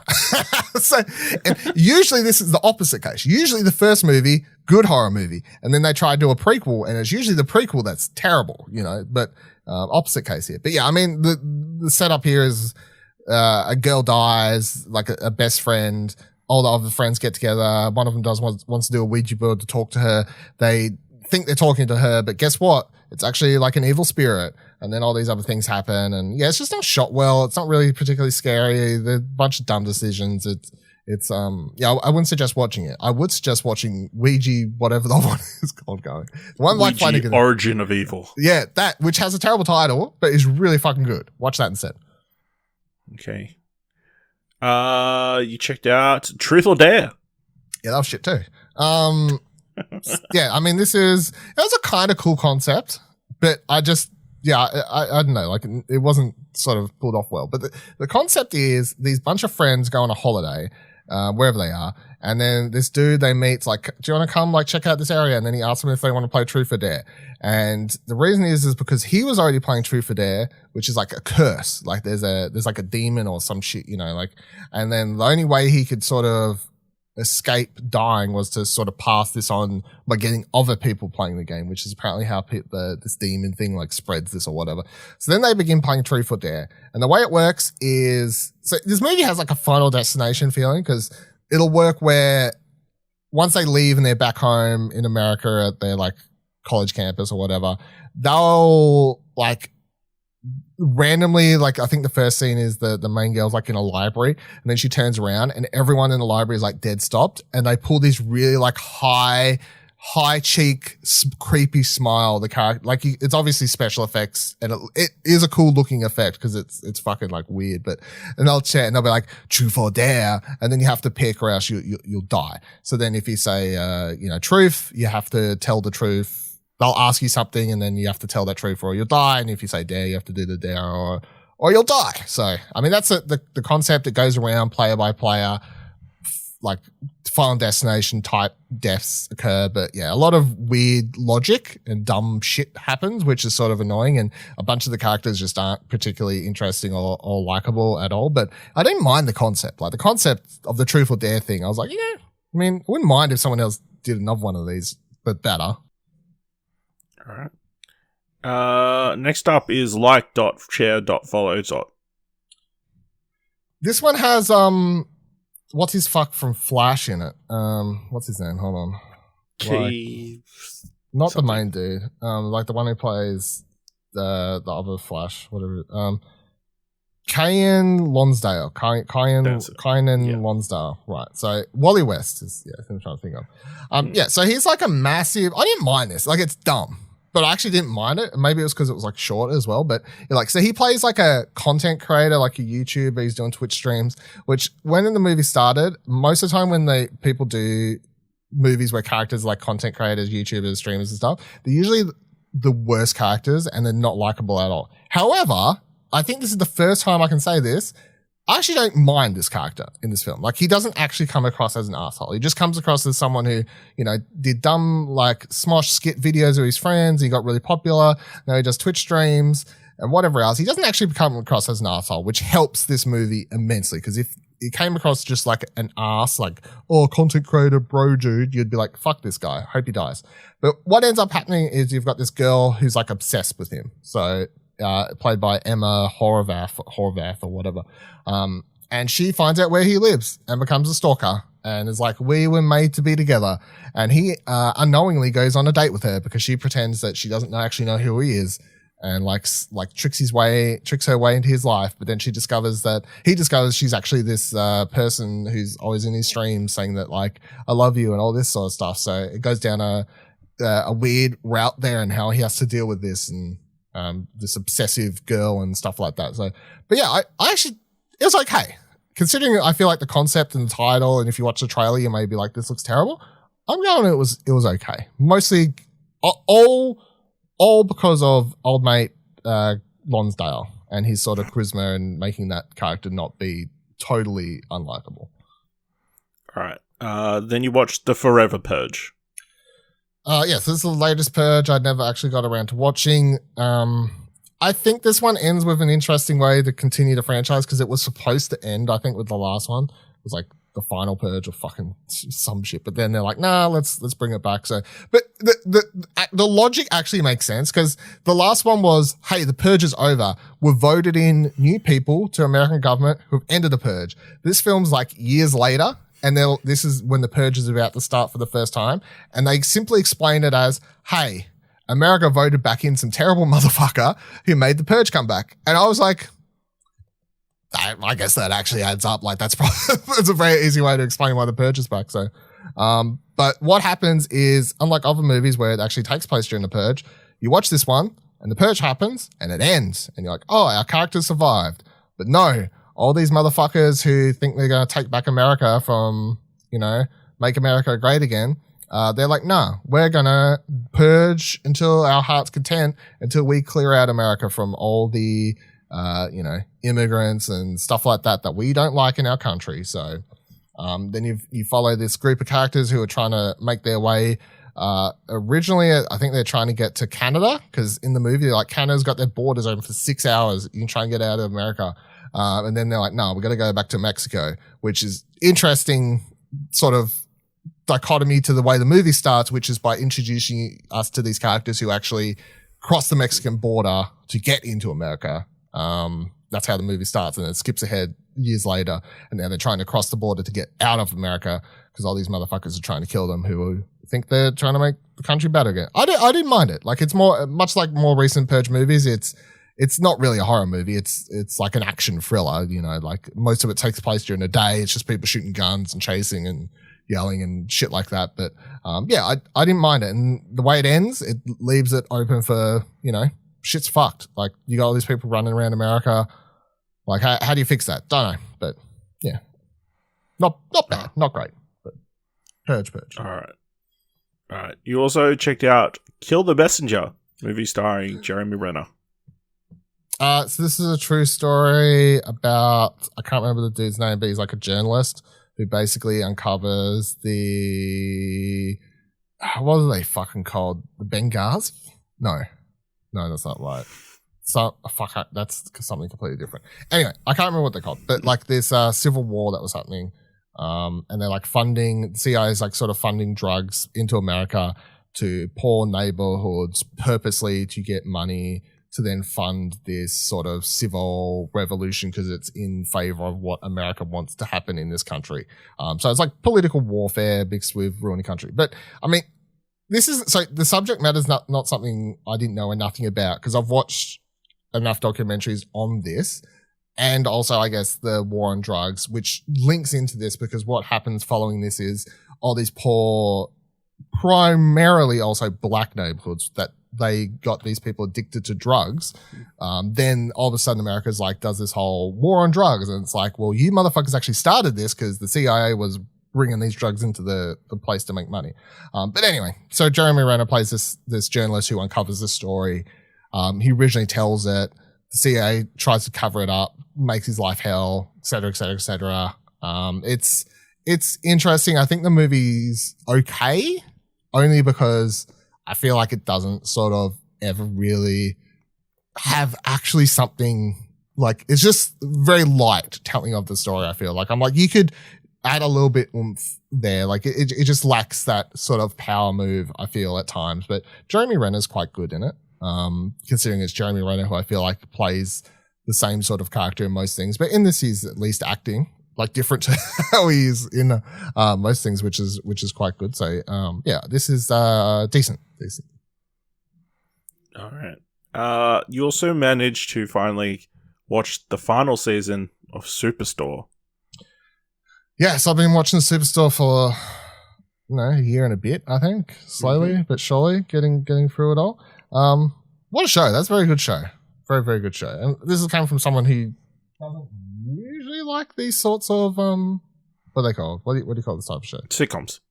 I'm not usually a sitcom guy myself. But yeah, this, I think I've talked about on here before how I did like the humor of this and, the jokes and the characters are all very likable. And it does that thing, but by the time you get to this final season, you're like, oh, I hope they end up together and I hope that, you know what I mean? Like, yeah, like you're invested into the characters in the story. And yeah, as far as shows that sometimes just don't quite pull off the finale to these things correctly, I definitely feel like this one gives you everything that someone who's committed the time to watch this show would want in the final episode, to see where these characters end up, to see how their relationships finalize. And I definitely feel like it was a great finale. And especially given, of course, the fact that the final season happened during COVID and COVID's part of the storyline. And, they really made the best of a bad situation. Situation. On top of, America Ferrera, leaving the show at the start of the, or going to leave the show at the end of the previous season. I thought they did a pretty solid job with the and it makes sense story-wise why and how they write her out. So,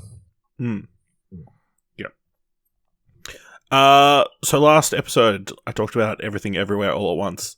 Fantastic movie. You should go see it. I I've seen a lot of people online like complain that the movie is like they have to drive like an hour away to see it. Fuck, Just drive the hour. I wish I could drive an hour to see Just it. drive the hour. I would drive It's an worth hour with a Drive blink 2 of an eye. hours. I would drive 2 hours. I would drive maybe 3 if I needed to. I don't know. 3 hours gets me to Hobart where I could probably watch it, but I just don't know if I can. Petrol's very expensive at the moment. Yeah, petrol's very expensive at the moment. Isn't there a train? No, Did you have to train? Yeah, you have to drive. It's crazy. But yes, last episode I said I would go back and watch the Daniels' previous film, Swiss Army Man. So I've done that. That's a lot of fun. Isn't it ever? And heartwarming. Yeah, kind of. Really? I teared up. It hit me. I don't know. I know. But yeah, this follows a man called Hank, played by Paul Dano, who is after a boat accident, ends up marooned on an island, has been there for a long time, contemplating suicide, when a corpse washes ashore, the corpse played by Daniel Radcliffe, and he proceeds to use that corpse in an incredibly number of magical ways. Yeah, so I don't know if this is a spoiler, but the corpse gets sentience. Yeah. I feel like that was a surprising thing to me. I knew it was a movie about a corpse, but I didn't realize the corpse was going to be kind of more than just a corpse. It's more than that. They have full-on conversations. Eventually, but it starts with very simple. Yes.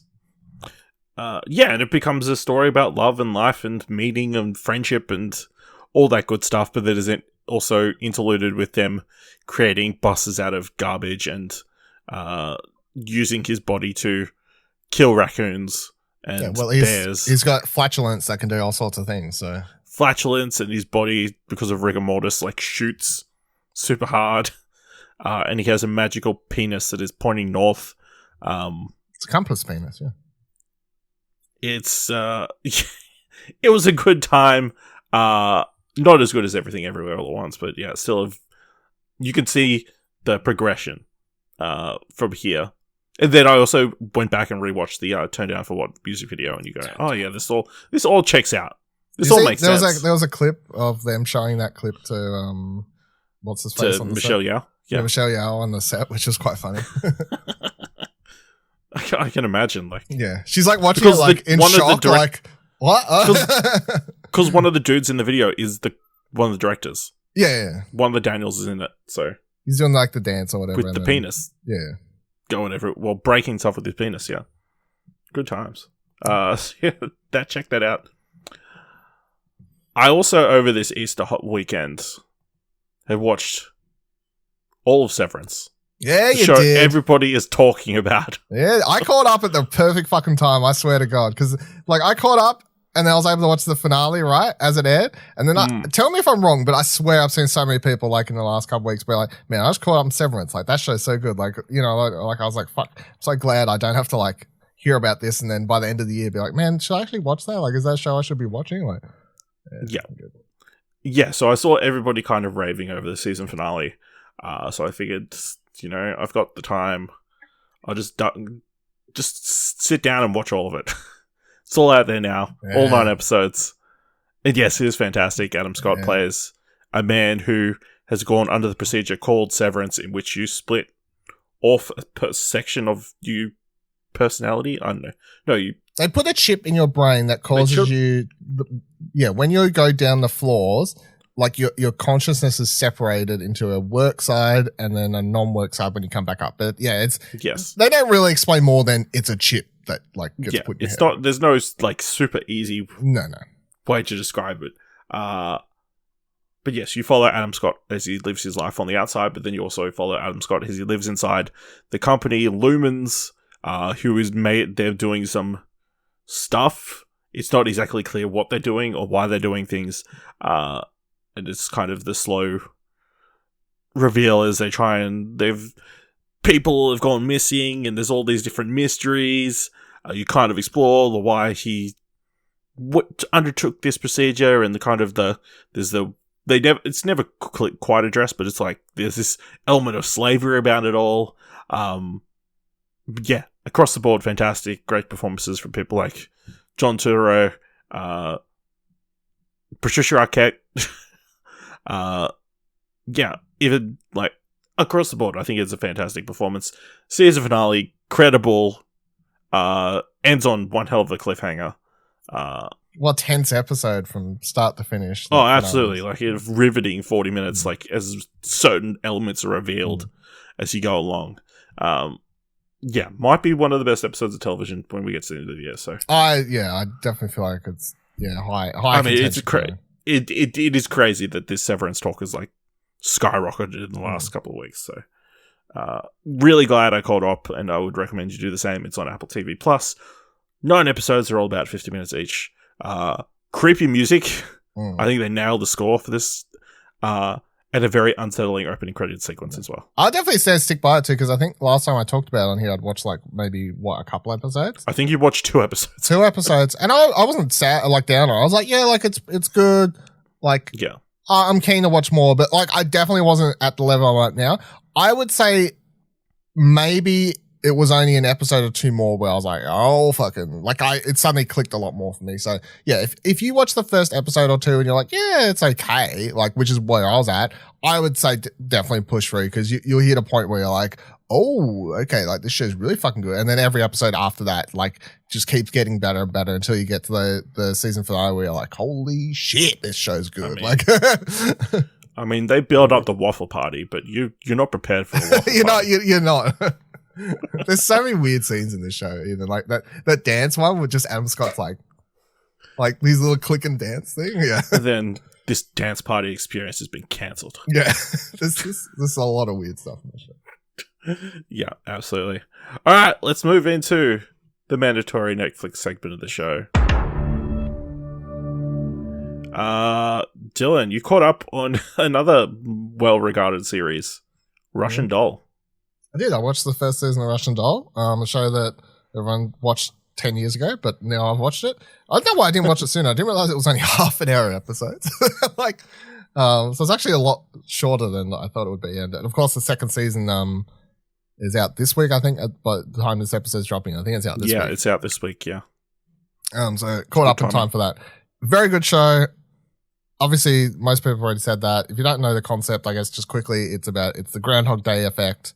For this woman who like is at she's at her own birthday party, and she like walks out, and then a bunch of stuff happens. Eventually she like, I can't remember the first time how she dies actually. I think she like falls down a hole or something like really random. No, she gets hit by a car. Sorry, she just gets hit by a car, and then she wakes back up in that bathroom at that party, and that's the Groundhog Day effect. So she discovers that she can't die. However, the thing I didn't realize about this show, and look, maybe this wasn't in the trailer, but this happens about halfway through the series. I'm just going to spoil it because it's several years old now, and you can watch the trailer for the second season. But yeah, the thing that sort of becomes interesting is there's another character who's going through the same thing that she actually meets in the city, and then they have that whole weird moment where they meet. She's on an elevator, and the elevator just starts like pummeling down, and then she's just like sort of chill because she knows like she's gonna die, but it's all good. And this dude's doing the same thing, and she's like, are you scared? Like, we're all about to die. And he's like, I go through this a lot or whatever. And like, they share a look and then they die. So then it's like, when they wake back up, it's like, holy shit, there's someone else, sort of thing. So, that's when I was like, oh, this show is like, this is an interesting direction. Like, they got to try and, now she's got someone to talk to help solve like what's happening, which was cool. Yeah. Team up and stuff like that. But yeah, if you like these concepts, which of course they use the concept to delve into other subjects, including primarily, I guess, her life, her past, her family life, her relationship with her mother. Like, there is a reason, like, they spend the time of the show doing, like, character-driven plot things. But yeah, it's quite funny. Natasha, whatever her name is, who plays the lead, Leone, is fucking phenomenal. Like, I know that's again, I'm saying something that people probably said years ago, but she is so fucking funny in this role. Like, it is like, she is the perfect person for this character. Yeah, I'm keen to check out the second season this week for sure. All right. You watched, so last episode, I'm preparing the thumbs for trailers. It's like a trailer for this new horror movie called Choose or Die. Yep. I get like a quarter of the way in, and then a lady starts eating glass. I'm like, no, this trailer's not going to be included. But I'm sure this is something down Dylan's alley. Dylan, what do you think of Choose or Die? It's not great. The concept for this is these two people discover, one of which is played by that's his name, right? Asa Butterfield. Asa Butterfield, sorry, from Sex Education, of course. And then the other girl, I don't think has done much, so that's fine. I don't know her name, sorry. But she's the two discover this video game where they're like, the concept's just weird, but they're like, a bunch of these old video games, and it's like a DOS game, like where they have like prize money, a bunch of it's been unclaimed, and like I heard about someone who like did one of these and actually won the money, so then they decide to try this game, and it's called like I don't know, fucking Undead or some shit. I don't know. Anyway, they start the game and it's like comes up. So she's, for example, boots it up. The scene you saw in the trailer, she boots it up for the first time by herself in this restaurant, and it comes up and it's like, would you like cake or coffee? And it's got like arrows pointing to the menu that's right next to her, and she chooses cake or whatever. And then the woman like starts breaking glasses, and it comes up like, should she break more or clean up? And she writes clean up in the laptop, and then the woman starts cleaning up by eating the glass. So this happens every day at the exact same time that she starts the game. The game will randomly start. There's no way for them to escape it. So it's sort of like Jumanji mixed with Saw, I guess, or something like that, or some sort of equivalent. There are some like really cool ideas in here. I just don't feel like it ever really commits to it either being super Saw-like. So it's not particularly gory, which I know you're like, think, who the fuck would want that anyway? But I mean, like for some people who do want that, and you may think it's going to be based off the trailer for some scenes and stuff. It's not in particular. A bunch of the most gory stuff is actually just cut away as soon as it would happen. And I also feel like it attempts to use the game and the idea of being able to control people, to do like sort of a story and a narrative that I really don't feel like was needed, or like they don't do well enough that it needed to be in this. Like it sort of bogs down what should have maybe just been committed to as a dumb, silly concept, and just make like sort of a horror movie and just do that instead of trying to have something more to say about life philosophical wise. So that sort of bogs it down. But yeah, I mean, it's only 90 minutes. So I don't feel like I like wasted a bunch of time and whatever. Like I could see another one being a lot better than this. And there is the option for that. The way the movie ends, it's definitely left open for a potential sequel. But yeah, it's not good. It's okay. All right. You watched the documentary Jimmy Savile, A British Horror Story. I was fucking obsessed with this for a solid 48 hours. I kept asking everyone. Asking all my family and everyone, like, do you know who Jimmy Savile is? And my dad's like, yeah. And like my nan and pop were like at Easter or whatever, like they have an Easter. I'm like, do you know Jimmy Savile? Like, yeah, we know who that is. I had no idea who this motherfucker was. Do you know who this person is? Have you ever heard this person? I remember hearing the story a few years back about all the stuff coming up. I had no idea. I never heard these stories. I don't know how I missed it. Maybe I was just completely oblivious. Maybe I did read it or see it on the news and I just paid absolutely no attention. It is like a major British figure, so I mean, that would be understandable. Well, that's the thing, yeah. So like, this is a 2-part documentary about a dude called Jimmy Savile who was fucking huge in Britain, as this documentary explains. Massive figure. He actually is knighted at one point.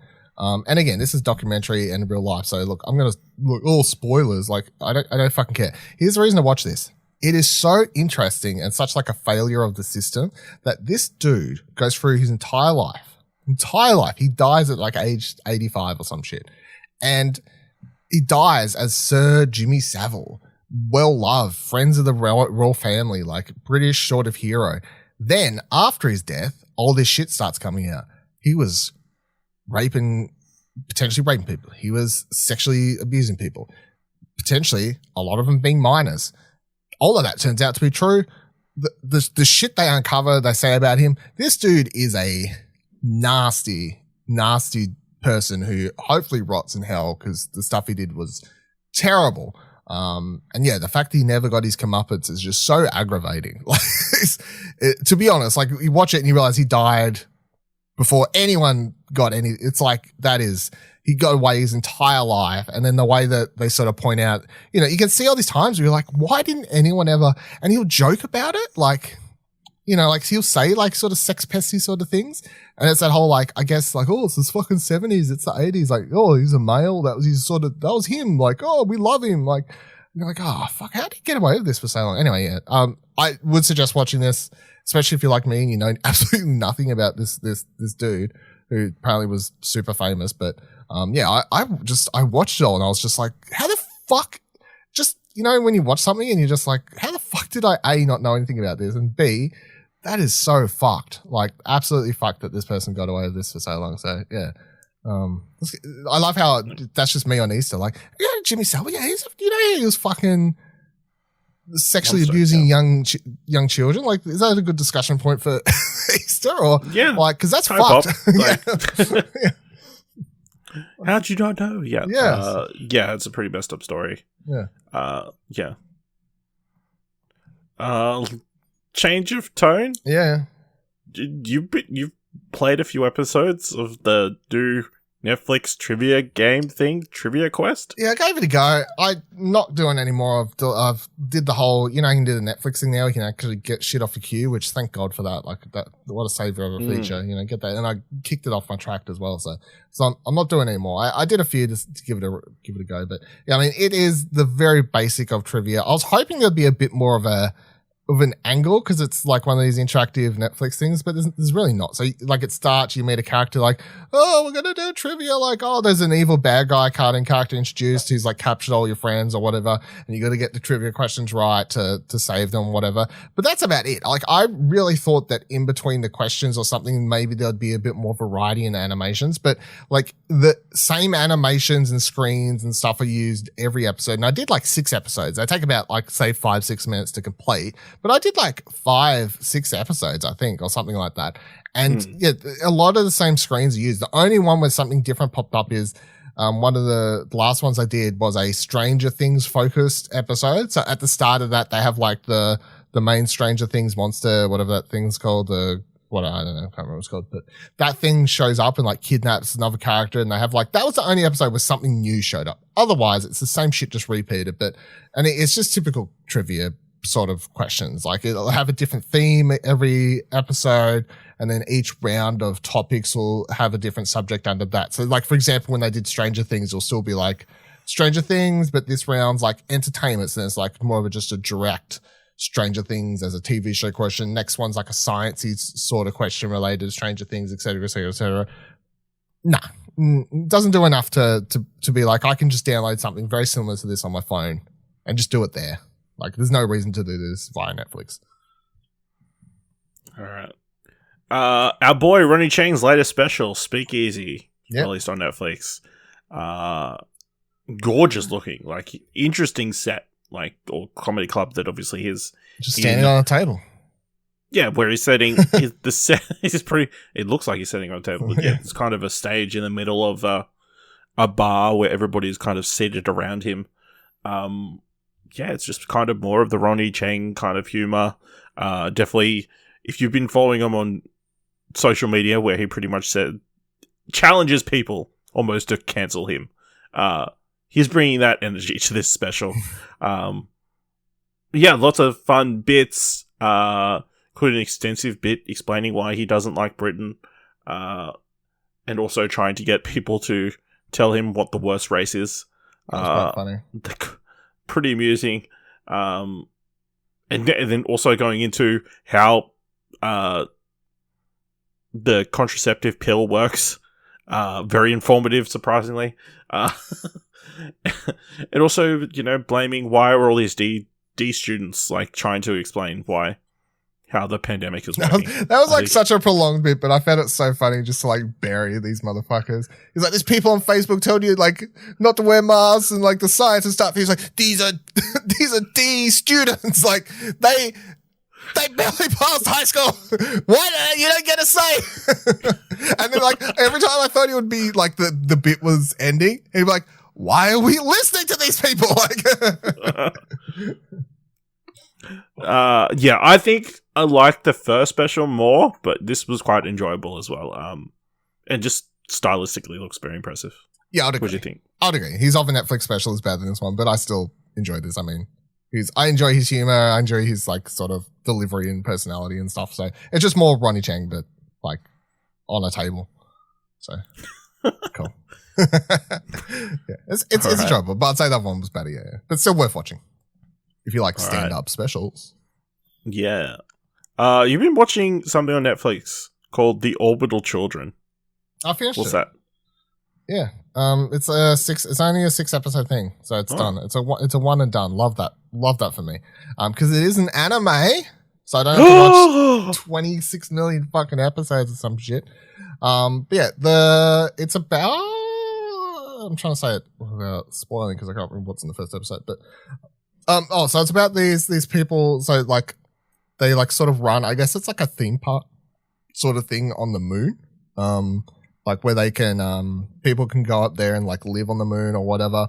And the show sort of focuses on 2 people who were born on the moon. Especially this one character. I'm trying to find his name, but I can't actually find his name fast enough. But, Toya. I think that's who it was. Yeah. He's the main character and he's like a real prick. So he's like refers to, you know, earthlings and all this sort of stuff. And, you know, he sort of has like a hatred for earthlings because he was like born on, the moon or whatever. Anyway, he like lives out on this space station thing, and this group of kids are coming through with a like doing a trip or, you know, just like a touristy sort of thing. One of which is like some, you know, this girl's like a very influencer type character. She's always like flipping out her phone, doing a live stream to her fans and all this sort of shit. But all of a sudden shit goes haywire because there's like a massive comet coming. Comet. And they think they can escape it at first, but then by the end of the episode, they discover there's like some foul elements at play. And yeah, it gets like sort of weird, but I guess, yeah, I'm trying to figure out what I can say about spoiling in case people decide to watch it. Cause it's only 6 episodes. I did very much enjoy it, but it sort of delves into, I guess, humanity and, what makes us human. AI is obviously a quite a high concept within the show and all that sort of stuff as well. And I think the way it tackles the subject matter is it's neither like groundbreaking, but also doesn't feel like super generic, if that makes sense. Like it's interesting enough, like the way it sort of speaks about its subject or what I think it's trying to say about the subject matter, that what I enjoyed. It's got some really interesting character designs of some of the stuff. It's like the general design of the space station as well is really intriguing, and it's the animations overall are very good. So yeah, I as far as like sort of these Netflix anime stuff goes, I think this is the first one I've ever watched, like an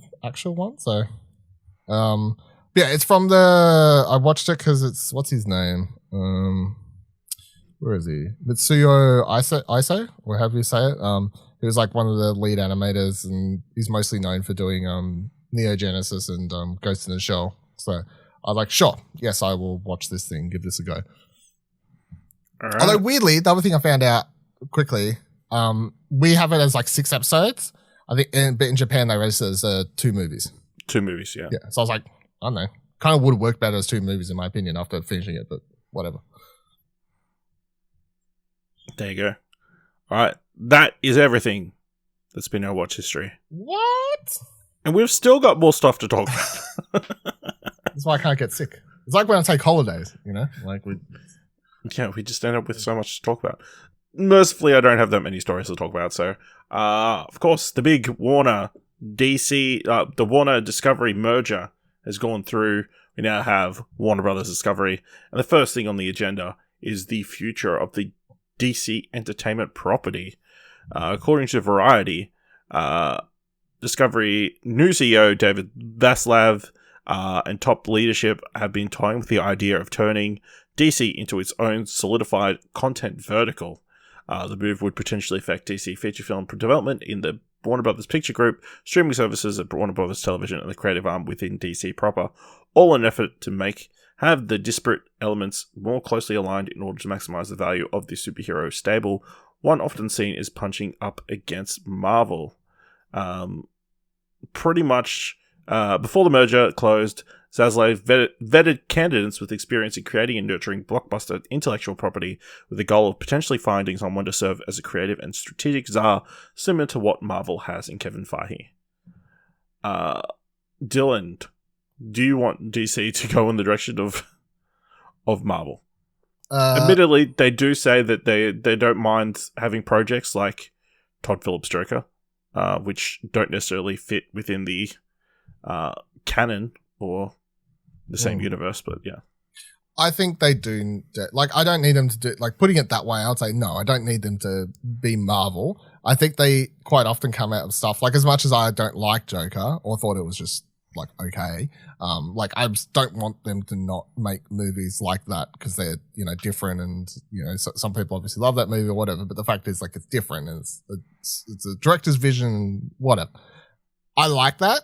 I also think that when they're doing their core DC films, there's just a lot of confusion about, and people, as much as some people may hate it, people do want to know, like, what is the core, like, what's the main timeline here? Because I think people are smart enough, as long as you tell them, and you could put it under two different banners, like a DC MU, and then you've got, like, the DC Black Banner Black brand. Label. Yeah, Black Label, which is their Joker and whatever else. Like, that's all off there in its own alternate universe. People are smart enough, I think, as an audience to understand this is the canon stuff, this is the random shit. And that's fine. And I think people will not care. They'll be like, all right, well, that's fine. I'll still watch Joker. It's really good. What's next for Shazam? What's next for Wonder Woman and whatever else is going on in here? But yeah, I think having someone sort of oversee all of that, and not just the canon DC movie universe stuff, but also making sure that those films, like Joker, being like, well, like, maybe could we just slightly change this thing because that's very similar to something we want to do with the Batman movie, you know, like, just someone who could, you know, like, point that stuff out, or a clear person in charge. Yeah. I feel like devoted to this one franchise. I feel like that is, I don't necessarily need them all to have the same creative vision or like what Marvel is doing, where, you know, everything's it's connected. one universe. Everything's connected. It doesn't need to be that. No. But yeah, one clear person in charge of everything. I think it's a model that has proven successful for Marvel and then kind of successful for Star Wars to a certain degree, where Kathleen Kennedy is kind of in charge of all the live action content over there, and that's financially worked out well, I believe. So yeah, everyone's like, Kathleen Kennedy killed Star Wars, even though the franchise is thriving money-wise. Yeah. We're getting more Star Wars than we've ever gotten before. Yeah, I think, you know, it would be smart to get somebody, I don't know who. Yeah, I don't know. Obviously, I don't necessarily need a creative visionary, like someone business-wise who can make good choices and that kind of stuff. Someone who we clearly don't know. Yeah, Kevin Feige, when you boil down his role, what is he? He's a very good producer. That's what the role is, right? The role is producer. So you don't go looking out for a DC comic book fan to suddenly turn into this overarching, like, head honcho. So yes, we don't want Zack Snyder. No, you don't want Zack Snyder. You need someone who's very good at the role of a producer.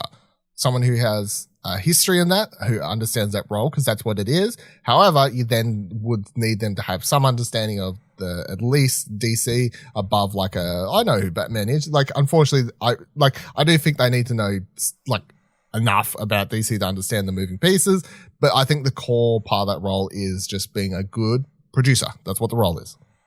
Yeah, absolutely.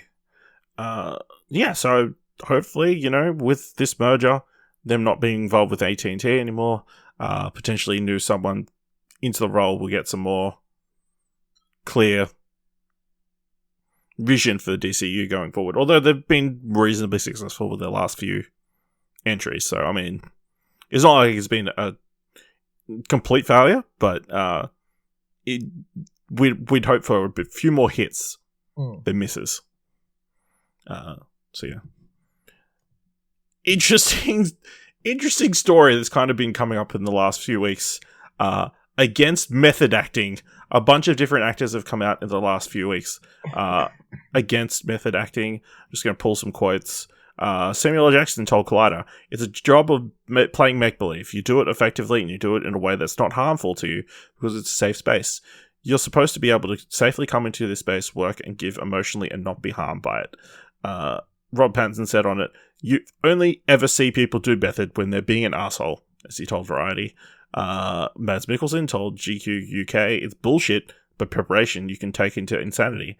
What if it's a shit film? What do you think you achieved? Am I impressed that you didn't drop character? You should have dropped it from the beginning. And Will Poulter told The Independent, but if your process creates an inhospitable environment, then to me, you've lost sight of what's important. Method acting shouldn't be used as an excuse for inappropriate behavior, and it definitely has. I feel like a lot of this obviously has been Jared Leto shit talking. Jared Leto. Everybody's kind of talking about Jared Leto, who most recently was in Morbius and would take 45 minutes to take bathroom breaks because he had to use his crutches to get to the bathroom instead of just, walking, because he is a person who was able to walk.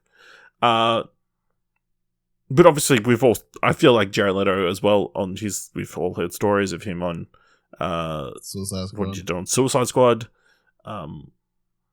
Is this purely about Jared Leto, or is the concept of method acting kind of... Let me put it this way.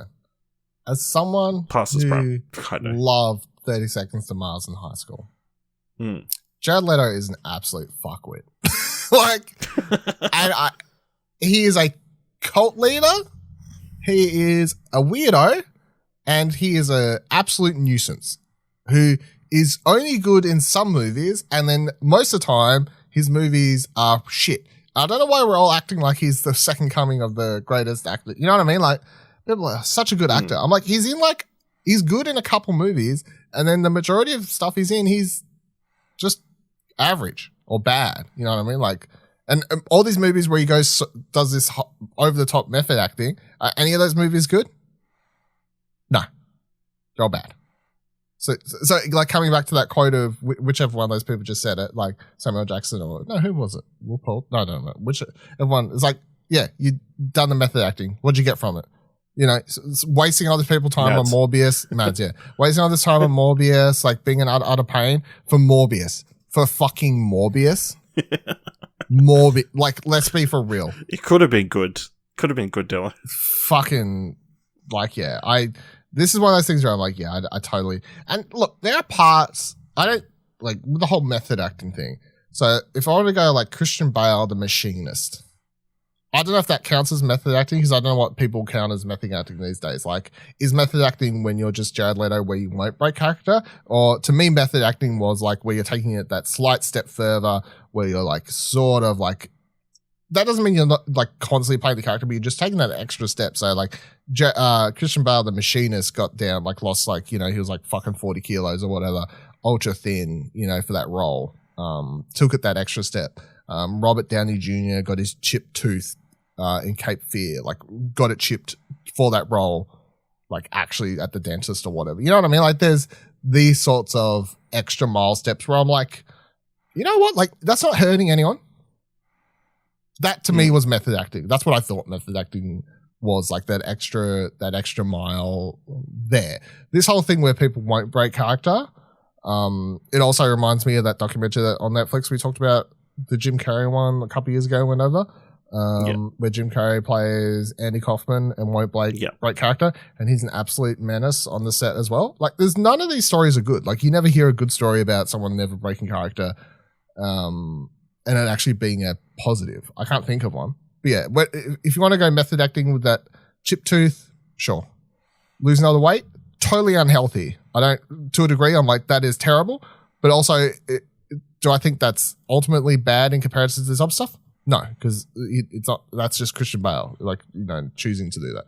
It is unhealthy because he then bulked up to do Batman Begins afterwards, which, yeah, is super unhealthy, but that's why he has all the money to pay health specialists and whatever to do that. Yeah. Yeah, so. But no, Jared Leto's a fuckhead, so. Yeah, I mean, it's interesting that all these remarks kind of came in the same, couple week period. Maybe it's just one person made the remark and then everybody was questioned about it. It's all Jared Leto, though. It's not even up for debate. Yeah, it's purely Jared Leto. But obviously, method acting's been a thing for ages. Obviously, Philip Seymour Hoffman was a person who liked to do method acting. Obviously, Daniel Day-Lewis, one of the best regarded actors of all time, is very much loves his method acting.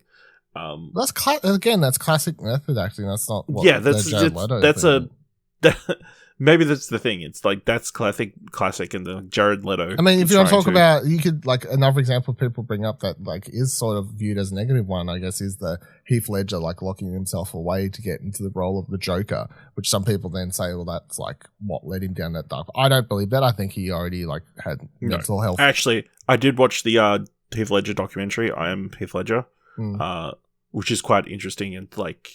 It was that he had a lot of. He'd always had sleeping problems. He was a very energetic person, and like he got pneumonia towards the end, and like was unable to sleep in it. All that kind of stuff. Like kind of it wasn't. Yeah, he already had but that's another example. That was that's method acting. Like he wanted to be in that point of isolation to play that role. Now, some people could say, well, it's acting. You should just be able to put yourself there. Sure, that's an argument, but like I know for some people, we're not actors, so it's hard to. Yeah, so, but that to me is that classic method acting thing where like I will go. I'm playing a firefighter. I'm going to go be a firefighter for a month to learn what it's like to be a firefighter. You know, that's method. That's method acting. That's yeah. What we're saying is Jared Leto should not get any more jobs. Jared Leto's a fucking... Go back to music. And I fucking loved... It's so sad because I loved 30 Seconds to Mars in high school. Like that first and second album were absolute... Like I was obsessed. But yeah, I just... Like I can't just... It's like trying to justify Kanye West. Like he's a fucking menace. Like he really is.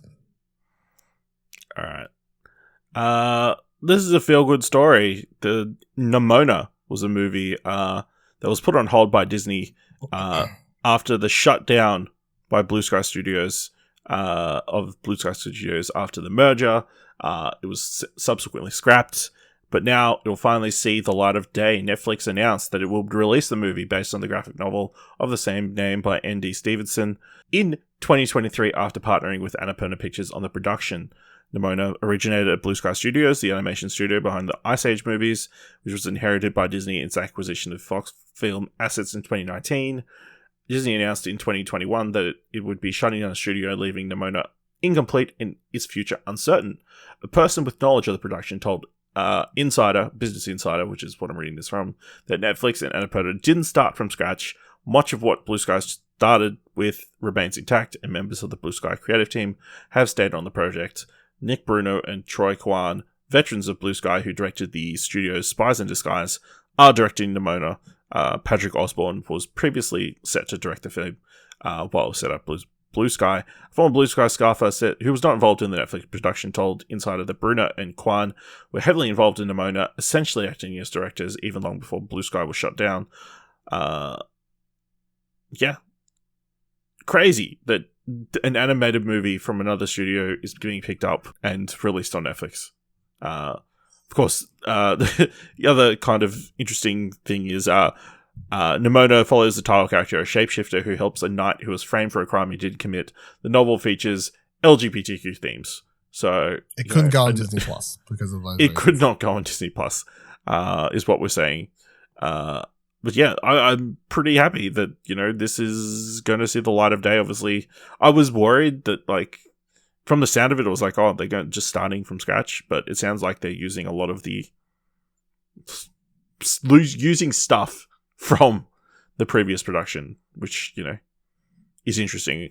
And I wonder how legal that is. The funniest thing to me was, like, how, like, this news... I first saw this news just by an Annapurna tweet, like, not a...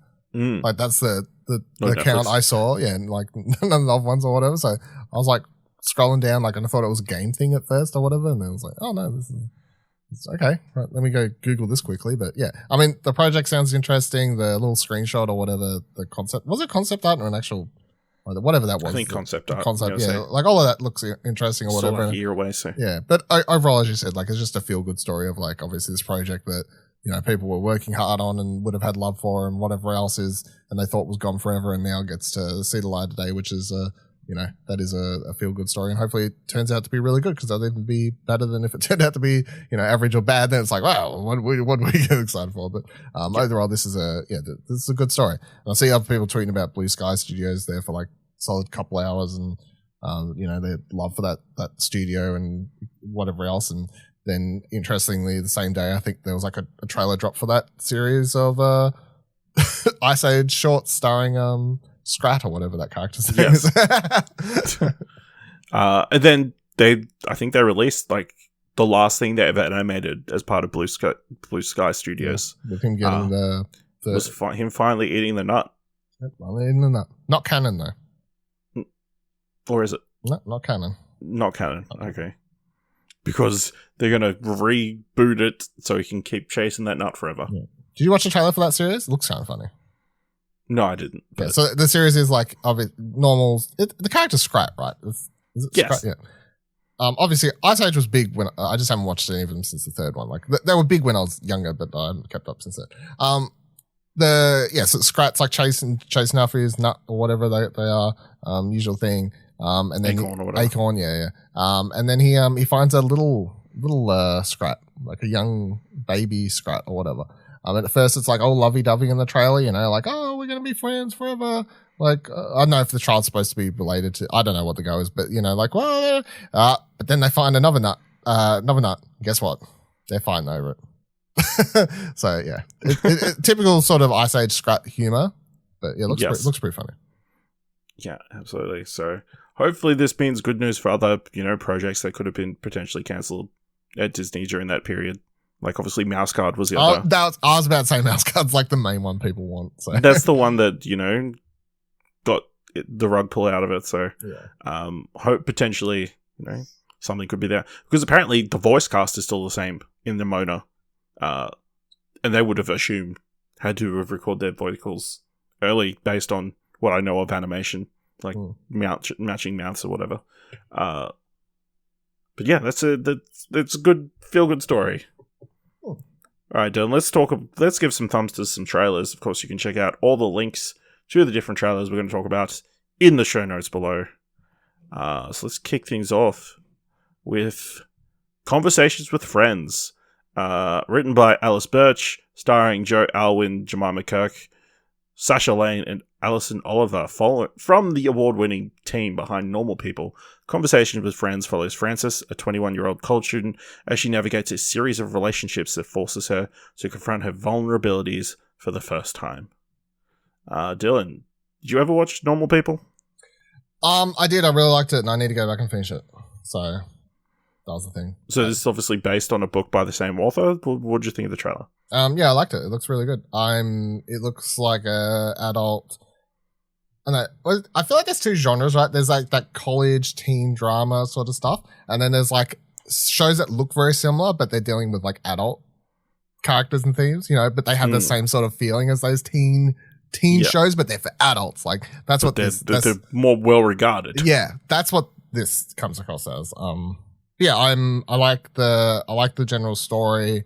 I like the sort of the sort of dilemma, I guess it's sort of thrown about. The cast looks good. I liked everything I saw about. I think I got like halfway and then I stopped because I had to watch other things that were more important. Like more important for us to be watching. You're talking about Normal People. Yeah. No, Normal People, yeah. But I should go back. But based upon like that, and that dealt with again, like I guess like similar sorts of stuff at times in that show, because it tracks these two characters across a longer period of time. But yeah, this I'm keen. I think this looks interesting. I'm keen to at least check out the first episode. Yep. So what do you give it? Double thumbs up. I forgot we rated things for a second, but yes, double thumbs up. Yeah, it's crazy. Thumbs the trailers. Yeah, I'm going to give it 2 thumbs up as well. I think as a trailer, it's like really well cut together, like giving the premise of, these. So it's these two couples, but they're friends. Like, they're friends. Yeah. But maybe more than friends. Yeah. Definitely more than friends. Definitely more than friends. Yeah, well scored. I think it's the new Phoebe Bridgers song. And yeah, it looked well shot. Cool performances from what I can see. 2 thumbs up from me. So yeah, this one is coming to Amazon Prime May 16th here in Australia. So look forward to that. Next trailer, Senior Year, directed by Alex Hardcastle, starring Rebel Wilson, Justin Hartley, Anaguri Rice, Sam Richardson, Zoe Chow, Mary Holland, Chris Parnell, and Alicia Silverstone. In 2002, high school cheerleader Stephanie Conway suffers a head injury and falls into a coma before her senior prom. 20 years later, she wakes up to discover she's now a 37-year-old woman. Upset that she was not able to finish high school, she decides to re-enroll with the reluctant support of her parents. Dylan, what do you think of this? I'm going one up, one down. I'm going, Okay. it looks so horrible that it could be entertaining, is what I'm at. I'm going one up, one down based upon that. Okay. And I'll say no more because I was watching it the whole time going, this looks so fucking bad. But then by the end I was like, but I want to watch it. So yeah, I'll go one up, one down. At least the trailer was entertaining. But yeah, I mean, this I don't know, how would I word this? This new age Rebel Wilson. Weird, something off about I mean, also I used to love her obviously because she comes from Fat Pizza and stuff. But then there's something off about her recent roles I've found. I don't know, maybe it was Cats. Maybe she just cursed herself forever. Took that one role. Yeah, maybe. Yeah? Yeah, this is one up, one down for me as well. I think, it could, there's potential there, but it just seems like it's hitting the lowest common denominator with some of the jokes. It really is. Some of the creative team was from Isn't It Romantic, which was her last movie, which I liked. The rom-com meta kind of film. And I mean, they're kind of tackling that 13 going on 30 kind of storyline, except, it's not a fantasy, it's actual repercussions going forward. A lot of people in the cast that I like. It's weird because Zoe Chow and Sam Richardson were both just recently in The After Party, and they're both in this movie. It's kind of weird. But yeah, I think, it could be good, but more likely it won't be. Yes, I would agree with that. All right, so this is releasing on Netflix May 13th. Next trailer is for Marcel the Shell with Shoes On, directed by Dean Fleischer-Camp, starring Jenny Slate, Rosa Salazar, Thomas Mann, Isabella Rossellini, and Dean Fleischer-Camp. Marcel is an adorable 1-inch tall shell who ekes out a colourful existence with his grandmother Connie and their pet Lint Allen. Once part of a sprawling community of shells, they live alone as the sole survivors of a mysterious tragedy. When a documentary filmmaker discovers them amongst the clutter of their Airbnb, the short film he posts online brings Marcel millions of passionate fans, as well as an unprecedented dangers and a new hope of finding his long-lost family. Dylan, are you familiar with Marcel with the shoes? Marcel the Shell with Shoes On? I'm only aware of the shell, not with shit. No. No, I'm not. I've never Yeah, so this was a short film back in 2010, which went around the short film circuit, did reasonably well, got on YouTube, was a big hit, did a sequel, apparently there's a book as well, and now they're finally making a feature film by A24. A24's first kind of family-friendly film. What do you think of the trailer? Double thumbs up. Looks amazing. Can't wait to watch it. Just I've watched the trailer twice since it came out. Just very wholesome vibes. Very wholesome vibes. I kept waiting. I'm like, is there a twist? No, just seems wholesome vibes. Just a show wants to find its family. I like that. I love the voice cast. I think that everything about the voice cast seems perfect. And then I just can't wait to watch it. A24 is nothing but bangers. They can prove. They can do fucked up horror stuff. They can do dramatic stuff. They can do wholesome family shell with shoes on vibes.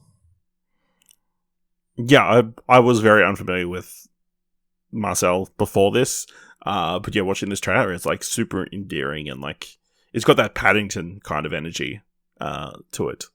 Paddington. Wait until you watch the Unbearable Way to mess it up. I hear. Paddington's an important part of the plot.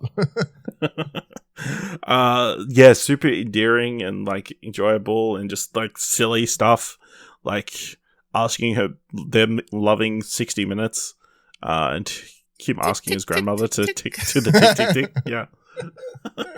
I don't know why that's so funny. It's just funny.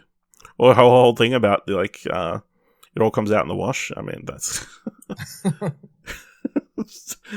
Very funny. So yeah, 2 thumbs up from me. This is releasing in the US on June 24th. No release date for Australia at the moment. Look forward to watching it in January 2023. Yeah, probably. Yep. Next one, Heartstopper. Created by Euros Lin. Starring Joe Locke, Kit Connor, Weeb Gao, Yasmin Finney, Karina Brown. When gentle Charlie and rugby-loving Nick meet at a secondary school, they quickly discover their unlikely friendship is blossoming into an unexpected romance. Charlie and Nick and their circle of friends must navigate the ever-relatable journey of self-discovery and acceptance, supporting each other as they learn to find their most authentic selves. So Dylan, you watched this trailer right before we started recording. I'm assuming you knew nothing about this going in. Incorrect. I didn't know the trailer was out. I've actually read some of the comic. Oh, okay. So what did you think of the trailer? Just, I know you love Simon. Big fan of that movie. I feel like this has got very similar vibes. Yes. So the comic's a Zine or whatever, like it's a webcomic sort of thing, I guess. You can buy it now, like collected, but that's where it sort of started out online. I guess a similar vibes, yeah, but it's set in Britain somewhere, I don't know, fucking Wales or some shit. So that was like a standout sort of factor, I guess. I like it. I like it doesn't quite have, there's like the comic, at least the way the characters are drawn or something, almost give it like a fantasy element, like I guess even like an anime. I don't know, you know what I mean? Like it's otherworldly sort of vibe, but obviously this trailer is just very much like it's school, they're characters, like so sort of weird there. I really like the trailer. I think the cast seems good. The general sort of, the only thing I don't like, and I can't remember if it's like I haven't read too much of the comic. I've always wanted to like buy one of those collected volumes, and even as much as several months ago, I was in a store and actually it was when I was in Canberra. I was in a store, I was looking at it. I was like, fuck, I should just buy this now while I'm here. And then it was like, oh, just do it. I'm like, nah, I'll order it when I get home. And then I never have. So like, it's like, but it's funny that I was looking at it only a couple months ago. But I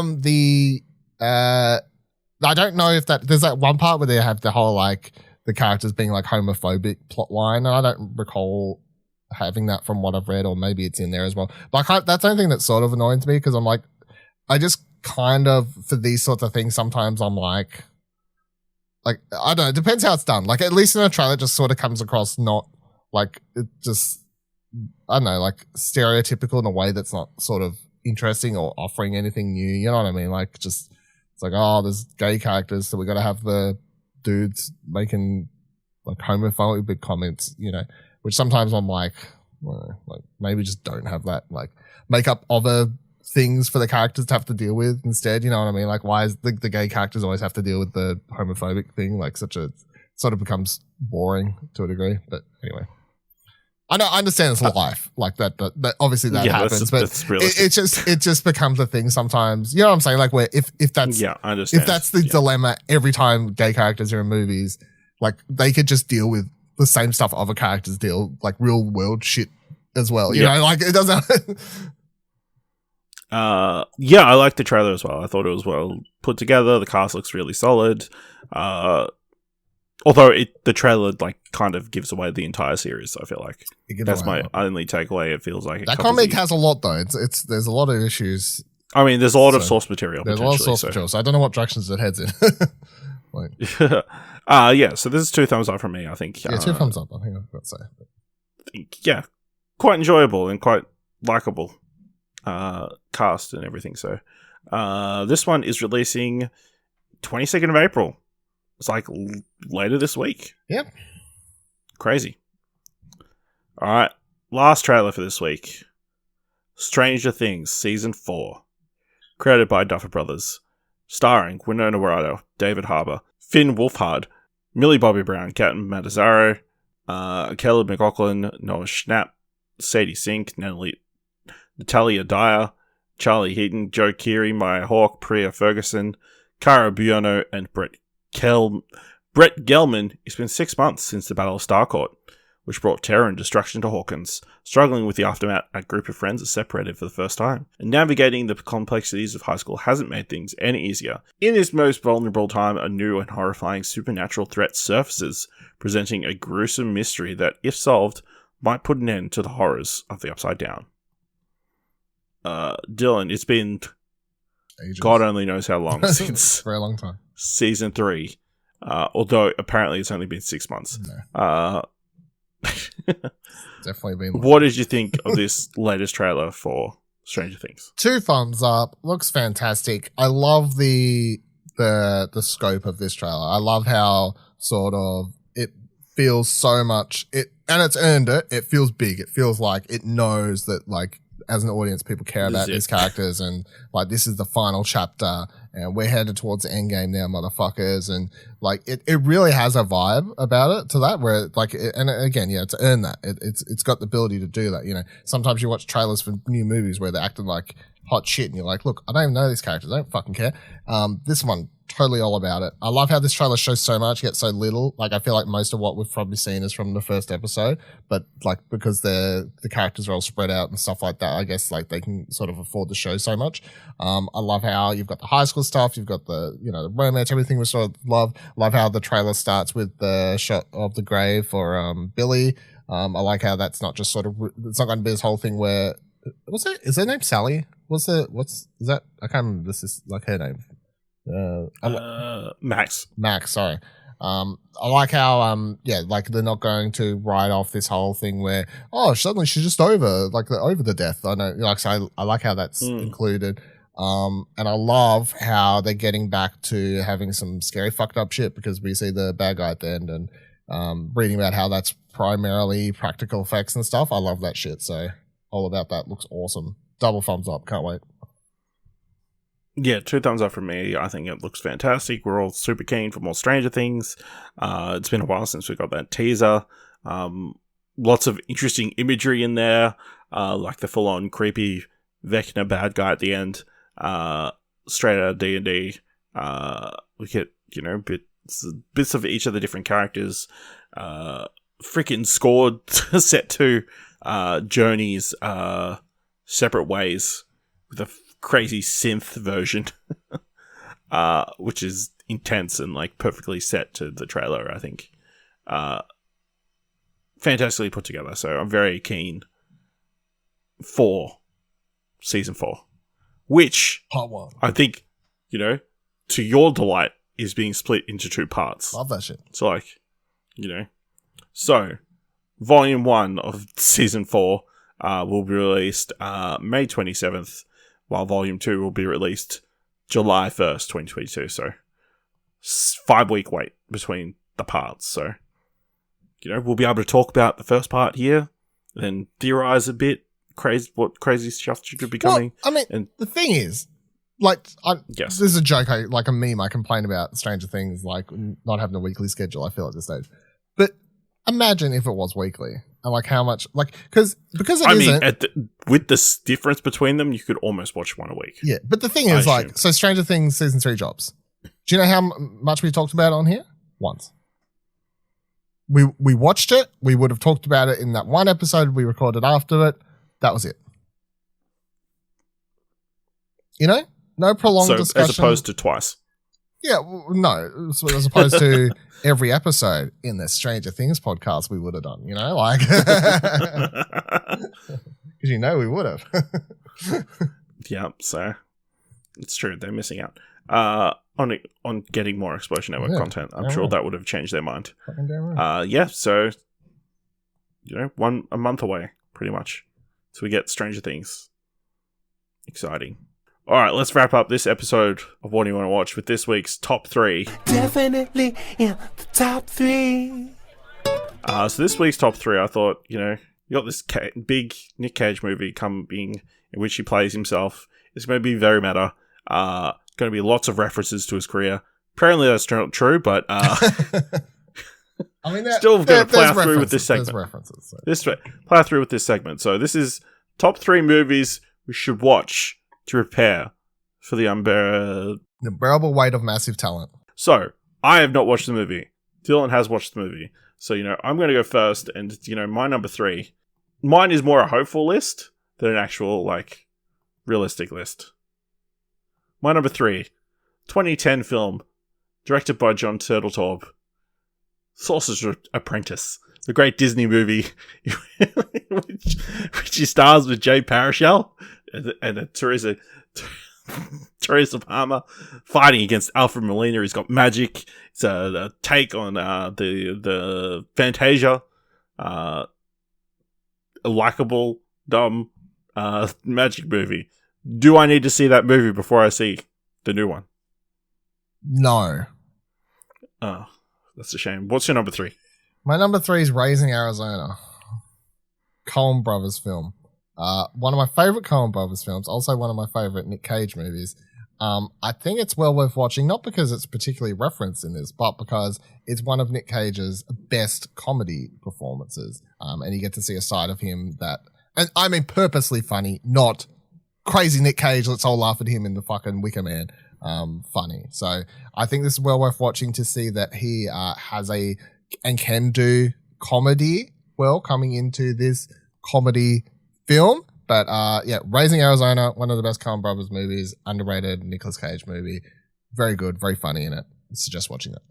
All right, well, my number 2, another movie I hope is referenced to this, Kick-Ass, the movie in which he plays Big Daddy, the big vigilante fighting against Mark Strong, Christopher Mintz-Plasse, and then, Aaron Johnson comes along as this kid in a jumpsuit, but also raises Chloe Moretz, hit girl, fantastic superhero movie.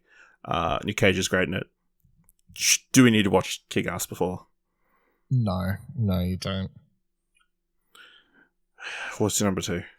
Number 2 is Face Off. Nicolas Cage and John Travolta. So this and my next one are actually movies that are referenced in the movie, so they're legit answers to the question. Face Off is mentioned highly in this film, at least a couple of times. It is sort of known as one of Nicolas Cage's, of course, biggest meme movies, but it has a die-hard fan base, of which includes, slight spoilers, Pedro Pascal's character. All right. Well, this is my number 1, and let me tell you, I don't need to watch this before the movie. I don't know if it's even worth going to. National Treasure, in which Nicolas Cage plays Benjamin Franklin Gates, a historian and amateur cryptographer, searching for a huge treasure of lost treasures of precious gems, jewelry, artwork, and statues, and many other historical artifacts accumulated across time. Do I need to see National Treasure before? You want to take a guess? Yes. The answer is no. Oh, no. No. Oh, what's the number 1? Number 1 is... Why is there no National Treasure references? Because it's owned by Disney, probably. Oh, okay. That's my serious answer to your question. Number 1 is Con Air, the 1997 film in which Nicolas Cage plays I guess he's like he's a prisoner, right? He's a prisoner, but I believe he's soon to be not a prisoner. Like he's soon to be released convict. He's on a plane with a bunch of other prisoners, including John Malkovich and a few other people, and they all hell breaks loose. It turns into Convict Airways, hence its title Con Air. This movie, this is my spoiler for the first minute of Unbearable Weight of Massive Talent. The first thing you see when you go to watch that film is Con Air. Hence why this makes it number 1 on the list, because it is actually the only, I don't know if this is a spoiler, but I'm saying it anyway, this is the only Nicolas Cage film in Unbearable Weight of Massive Talent that you actually see footage from, which is Con Air. So it's also mentioned a couple of times, and yeah, is for several reasons becomes an important plot point. Hence why it kicks off. Is the first thing you see when you start the movie. So Con Air. Have you seen Con Air before, Ash? No, I have not. I have not watched any of those movies that you just listed. But I'm going to try to watch all 3 before I watch the movie. Coincidentally, I just checked. I know we just said National Treasure. It's because it's owned by Disney. Yes. All 3 of those movies are on Disney+. That totally adds up, yes. I would guarantee I'm going to assume none of the ones I've listed are on Disney+. No, all the 3 that you listed are they? Are on Disney+, yes. That's wild, eh? I thought you meant all 3 you listed. I was like, that adds up. No. Um, No, all the ones you listed are on no, Disney Plus, I guess so- that makes sense. Like, Bruckheimer did Con Air, I think, maybe production-wise as well. Yeah, they're all done by Fox, I guess. Yeah, they're all Fox, yeah. Yeah, that adds up, yeah. I didn't know All right, Face Off let us- was, but other two. Don't know. Because I know I looked, because I knew Raising Arizona was really hard to find to stream for ages, and I had to, when I watched it originally, it was because I randomly, years and years and years ago, like found it at like a Blockbuster, where none of the rental stores had it, and I was like so happy that I could finally watch it. But I remember, I think I talked about here previously when we did our picks for like what to watch on the Star or whatever. I think Raising Arizona was one of my picks because I saw it was on there, and I was like, fuck yeah, like. That's never been available to stream anywhere in Australia before, so I think that's when I picked it there as well. Yeah. What was it? Face Off was distributed internationally by Buena Vista Productions, which is obviously owned by Disney. So here we go. Let us know what Nic Cage movies you think you should watch before watching The Unbearable Weight of Massive Talent by going to explosionnetwork.com/Twitter or jump into our Discord at explosionnetwork.com/Discord. Let us know how much you love the Sorcerer's Apprentice. If you want to help us out here. Sorry, you know the worst thing about that movie? Since you keep fucking bringing it up, and like you brought it up on this goddamn podcast more than a couple times. Yeah, I'll tell you the worst thing about it. What's that actor who's in I'm forgetting his name now. What's the other dude? Not Jay Brunchell, one of the other dudes. I can't even remember his name is. There's someone in that movie, one of the other actors, that completely. Hold on, I'm gonna double check. Which one is it? Toby Kebbell. Toby Kebbell's in this, right? I hate that he's in this. He deserves so much better. Jay Bircher? Whatever. Wow. You know what else I want to say quickly before we wrap up the show? Guess what, everyone? This episode's dropping, and then you know what's on this week? Fucking Better Call Saul starts up again. I was about to say Breaking Bad, which is what it is actually. Yeah. Better Call Saul. Breaking Bad season Better Call 1, Saul, 0. son. Get ready to hear me talk about how Ray Seahorn should be nominated for many things in the coming weeks. That's right. Goddamn time. It's the final season. Let's go, baby. Look forward to Dylan talking about that next episode. But yeah, if you want to help us out here at What Do You Want to Watch, where Dylan will talk about Better Call Saul for the next 6 months. Yeah. Go to leave us a review on Apple Podcasts or Podchaser, or tell people about the show, or leave us 5 stars anywhere that you can leave 5 stars. And if you like this episode and its length, incredible length, yeah, head on over to our Ko-fi page at explosionnetwork.com/support. You can donate as little as $1. It helps keep the lights on while we record podcasts like this for several hours. Yep. Thank you very much for listening if you made it this far. And, keep watching stuff, I guess.